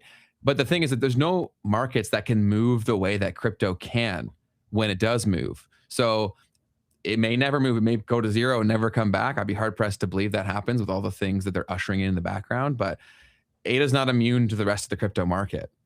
Like the Midnight might be a token that could potentially still do well as that whole push for privacy becomes more of a thing and people become educated on what it is they're doing. But ADA is not immune to any of the other things. If ETH isn't doing well, it's very unlikely that Cardano is going to be doing well. What's your thoughts on the future of software when tech bros are saying it'll all be free here soon? I don't disagree with what they're saying. I think they have to be saying a lot of this because of how much perception dictates their access to capital, right? So a lot of these people saying this stuff are about to launch an IPO, right? So like, what are some of these incentives for people believing that this is coming true, even if it isn't? And it very well may. Like if you listen to the Moonshots podcast, which love those guys over there, former client, and they have people on there all the time talking about this stuff, but also they're so in the Kool-Aid that there are so many other factors that could potentially dictate the speed of how things are adopted and all of that. So I agree that eventually software will be completely democratized, but I think it'll take a lot longer than people are realizing. And if you are sitting on the sidelines being like, should I start a software business? You humming and hawing over it will make the opportunity be gone. You could have already made life-changing money before that even happened. So like we're still building software businesses in the background because there's no other asymmetric opportunity if you're good at something to come in and make income at scale and help a lot of people at scale too, because naturally code scales, right? Yeah, it's a really good point. It's like, I mean, there's a few things to it. It's like there's this inevitability of the outcome of software being completely democratized and not having any moat. But then there's like, first off, to what validity is that the case, right? The way that we're thinking of it. And then also there's the time aspect too, right? So how long does that actually take, right? So when we hear people saying this, it's like, well, that could be, 15, 20 years from now that it's actually like that. And everyone always says it's different this time. And again, AI definitely is a very different technology. But if you go back and look at some of these same people making predictions on the timelines of other technological expansions, they were so off, right? But people are now just in this fear state, and people are very malleable when they're afraid. So I think so I would also say sometimes get off of the phone, like go for a walk, man. Like, and also try to over-index towards optimism whenever you hear this stuff. So instead of hearing that being like, oh, I'm screwed, why would I try? Be like, wow, it's that easy for me to start. I could probably go win really quickly 10 times as fast. 100%, man. It's really the only way to navigate through these things, because every headline you hear, you could either be absurdly excited or devastated. So yeah. I would rather choose the one that doesn't make me hate my life. It's already cold enough as it is here. I don't need to make my life worse. Yeah, guys, Canada's about to go to in some parts of the US, -50 degrees Celsius, or excuse me, Fahrenheit, which is nuts. So Ben, everyone, pray for me. Ben in your thoughts. Yeah, my girlfriend's like, do we need to get a propane heater? I'm like, I hope not. I mean, maybe, bro. Maybe we should. But yeah, Richard also said, Raul Paul says 90% of all Bitcoin's price action is explained by global liquidity. So a lot of people don't understand is that that is like so much of the equation. And it's been a very tight liquidity environment for almost a record long period of time, which has created the situation that we're all in. So everyone's been beaten up so bad. They can't believe that this could change, but it can change on a dime, dude. It can change so quickly, and euphoria can come back so quickly because all these stories and things that have been happening right now that we're almost desensitized to good news in the crypto space because we feel like it doesn't mean anything because there's no money. Yeah. Which that can change really quickly because of how these things go, right? Like, and if you understand market cap and how it gets changed, like things can move very, very quickly. But been so depressed since December. I feel you. It's hard, especially if you live somewhere where it's cold. It's tough. Like seasonal depression's always been a thing that I've dealt with, which is always why I made it such a big goal for me to move somewhere warm. And so I think it's all about being honest with yourself and trying to seek out positive things that don't make you feel like that, right? And I think having something that you're really passionate about that you're working on is how I survived all that stuff. Whenever it was really cold, I'm like, okay, it's lock-in time. I'm going to push to get this to achieve my goal. And I became obsessed with it. And I saw the fact that I couldn't go outside for a short period of time. I tricked myself into saying, oh, this is a pro. Like this is here for me. I get to lock in and do more. Whereas everyone else, where they're warm, they're chilling, they're going out. I'm getting ahead. So, was that real? Obviously not. But like, it was better than like hating my life. Yeah, man. Back to that idea of cold makes you want to move, and heat makes you want to slow down. Yeah, we've talked about that before. Yeah, I love it. And someone said Canada has some very nice natural places, though. It's one of the most beautiful countries in the world. My issue with Canada will never be the spaces or the land. It's beautiful. It's one of the most amazing places on planet Earth in terms of what we have, in terms of variety of different landscapes and whatnot. But for me, it's pure policy decisions and the weather. That's like my only two gripes with Canada. I loved my upbringing. I wouldn't have wanted to grow up anywhere else in the world. Like even the towns that I was in was like, so I was so spoiled in terms of where we grew up, how safe it was, how almost everyone around us was like middle class and could afford to do things. Like I understand how privileged that I was to be around that environment. So I don't try to poo-poo on Canada besides things that are objective truths, right? Like when I go outside and I see that there's so many people suffering, like I can see that, I can feel it. I know it's different that when I walk into a store and multiple people are robbing at the exact same time. Like I know that wasn't the case when I was growing up, right? So it's not about shitting on anything. It's about being realistic and trying to solve the situation as much as you can. Love it, man. Anything else? Yes, sir. Man, nothing else from me. Appreciate you guys being here, showing up, keeping it real, you know? And yeah, I learned that I'm gonna have to freaking pay all the taxes when I leave Canada. That sucks. yeah, man. That's a tough one for sure. I'll have to get a really good accountant to make sure I get all that sorted out. But dang, it's insane, man. They'll get you any which way. It's also like, I know that everyone says, oh, taxation is theft, but it's gotten so crazy. And when you go back to some of the fights that were taken over time against governments over taxation and how much the goalposts have been moved in terms of like what is deemed fair taxation. It's also insane because the product that we're paying for through taxation has diminished in quality greatly, but the price has gone up. It's crazy, dude. Like you would go out of business in any other industry. Big facts, bro. They got the guns. It is. I also think that's why like the guns thing is a very obviously hot button issue, regardless of where you are. But I do think that to a degree, like the fact that Canada is so complicit, that has to play a role in it, even psychologically. Oh, for sure. 100%. Right. And so, yeah, I think a lot of people have rose-colored glasses on when they talk about like anti-gun laws and things of that nature, because they're not thinking holistically, right? They're thinking, most people go through life like this. And so the only world that exists is what's right in front of them. They're not thinking about the macroeconomics. They're not thinking about politics. They're not thinking about the economics of it all. You know what I mean? For sure.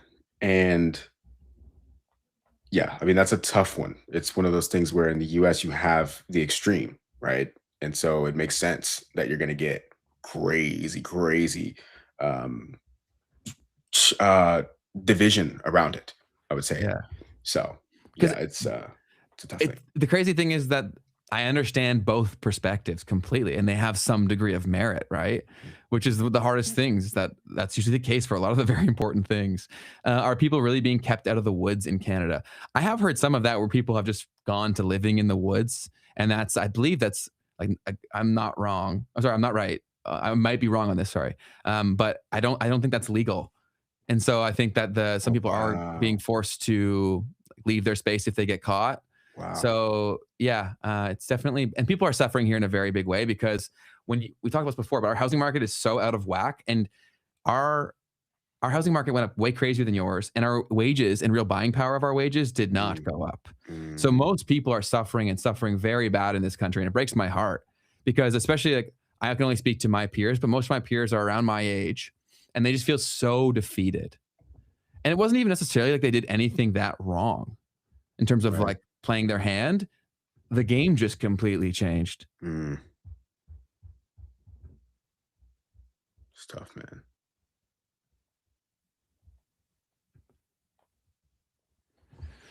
Yeah, man. All right. Anything else that you guys want to chop it up on before we leave? Because we'll wrap it up shortly here. If any of y'all are new, make sure to click the subscribe button. We'll try to keep the next episode cheery and bright and do all the best we can, you know. Yeah. Stuff is crazy. I'm just thinking about, like, what would this have been like in 2020? This would have been a crazy pod. We would have been going nuts. Yeah. I guess we probably wouldn't have survived it. No. Yeah. And that's also a thing too, right? Is don't get too crazy, people. It's like, yeah, it's a lot. But do you guys think the answer to the majority of people? I think anybody who says they know anything with conviction is guessing, is what I would say to a lot of these questions in the chat. But yeah, definitely hit the like button for the boys. If you've yet to give us a review on Spotify, please go ahead and do that. We got up to, I think it was like 28 reviews last time, something like that. Let me go check. And if we can get that thing to triple digits, then things can really start moving here. So we're at 28. So it would be legendary if we could get to 100 by next Tuesday. It's definitely a big ask, but I think we can do it. But yeah, go follow Rafael. His channel is linked down below. Go show Keith some love if you've yet to do so. And anything else from you, Keith, or should we sign off? Legacy Markets right here on Spotify. It's linked down below in the description box as well. Right here, rated 5 stars. You will have to listen to a little bit of it first. And so, if you guys are ever having audio problems, like I think it's the same person who's having audio issues. If that's the case, we'd love to have you here alive, obviously, all the time. But if you ever need to listen to them after the fact and you feel like the audio wasn't good enough, we do treat the Spotify episodes with AI for the audio. So it'll be easier to consume for you, likely. So I know a lot of people are very sensitive with their ears, man. I learned that from being a YouTuber, was how big of a thing that really is for some people. So I try to be conscious of that, which is also why we treat it with AI for people in that situation. But thank you guys so much. We appreciate having y'all here. We'll be back again live on Tuesday at 12 Eastern. And yeah, it'll be fun, guys. We appreciate having y'all here. I hope you have a fantastic weekend. I know this is all very doom, gloom, all this stuff, but it's never as bad as it seems. It's never as good as it seems. And so what I would say is just look around and count the things that you're happy that are there and focus on those, because that's really what it's about, right? Anything else, Keith? That's it. Cool. Peace all right, and love, folks. We appreciate y'all tremendously. Have a great, great day. And once I can get this thing to play, is it playing? There we go. Bye, guys. Have a wonderful weekend. Appreciate you loads. Peace.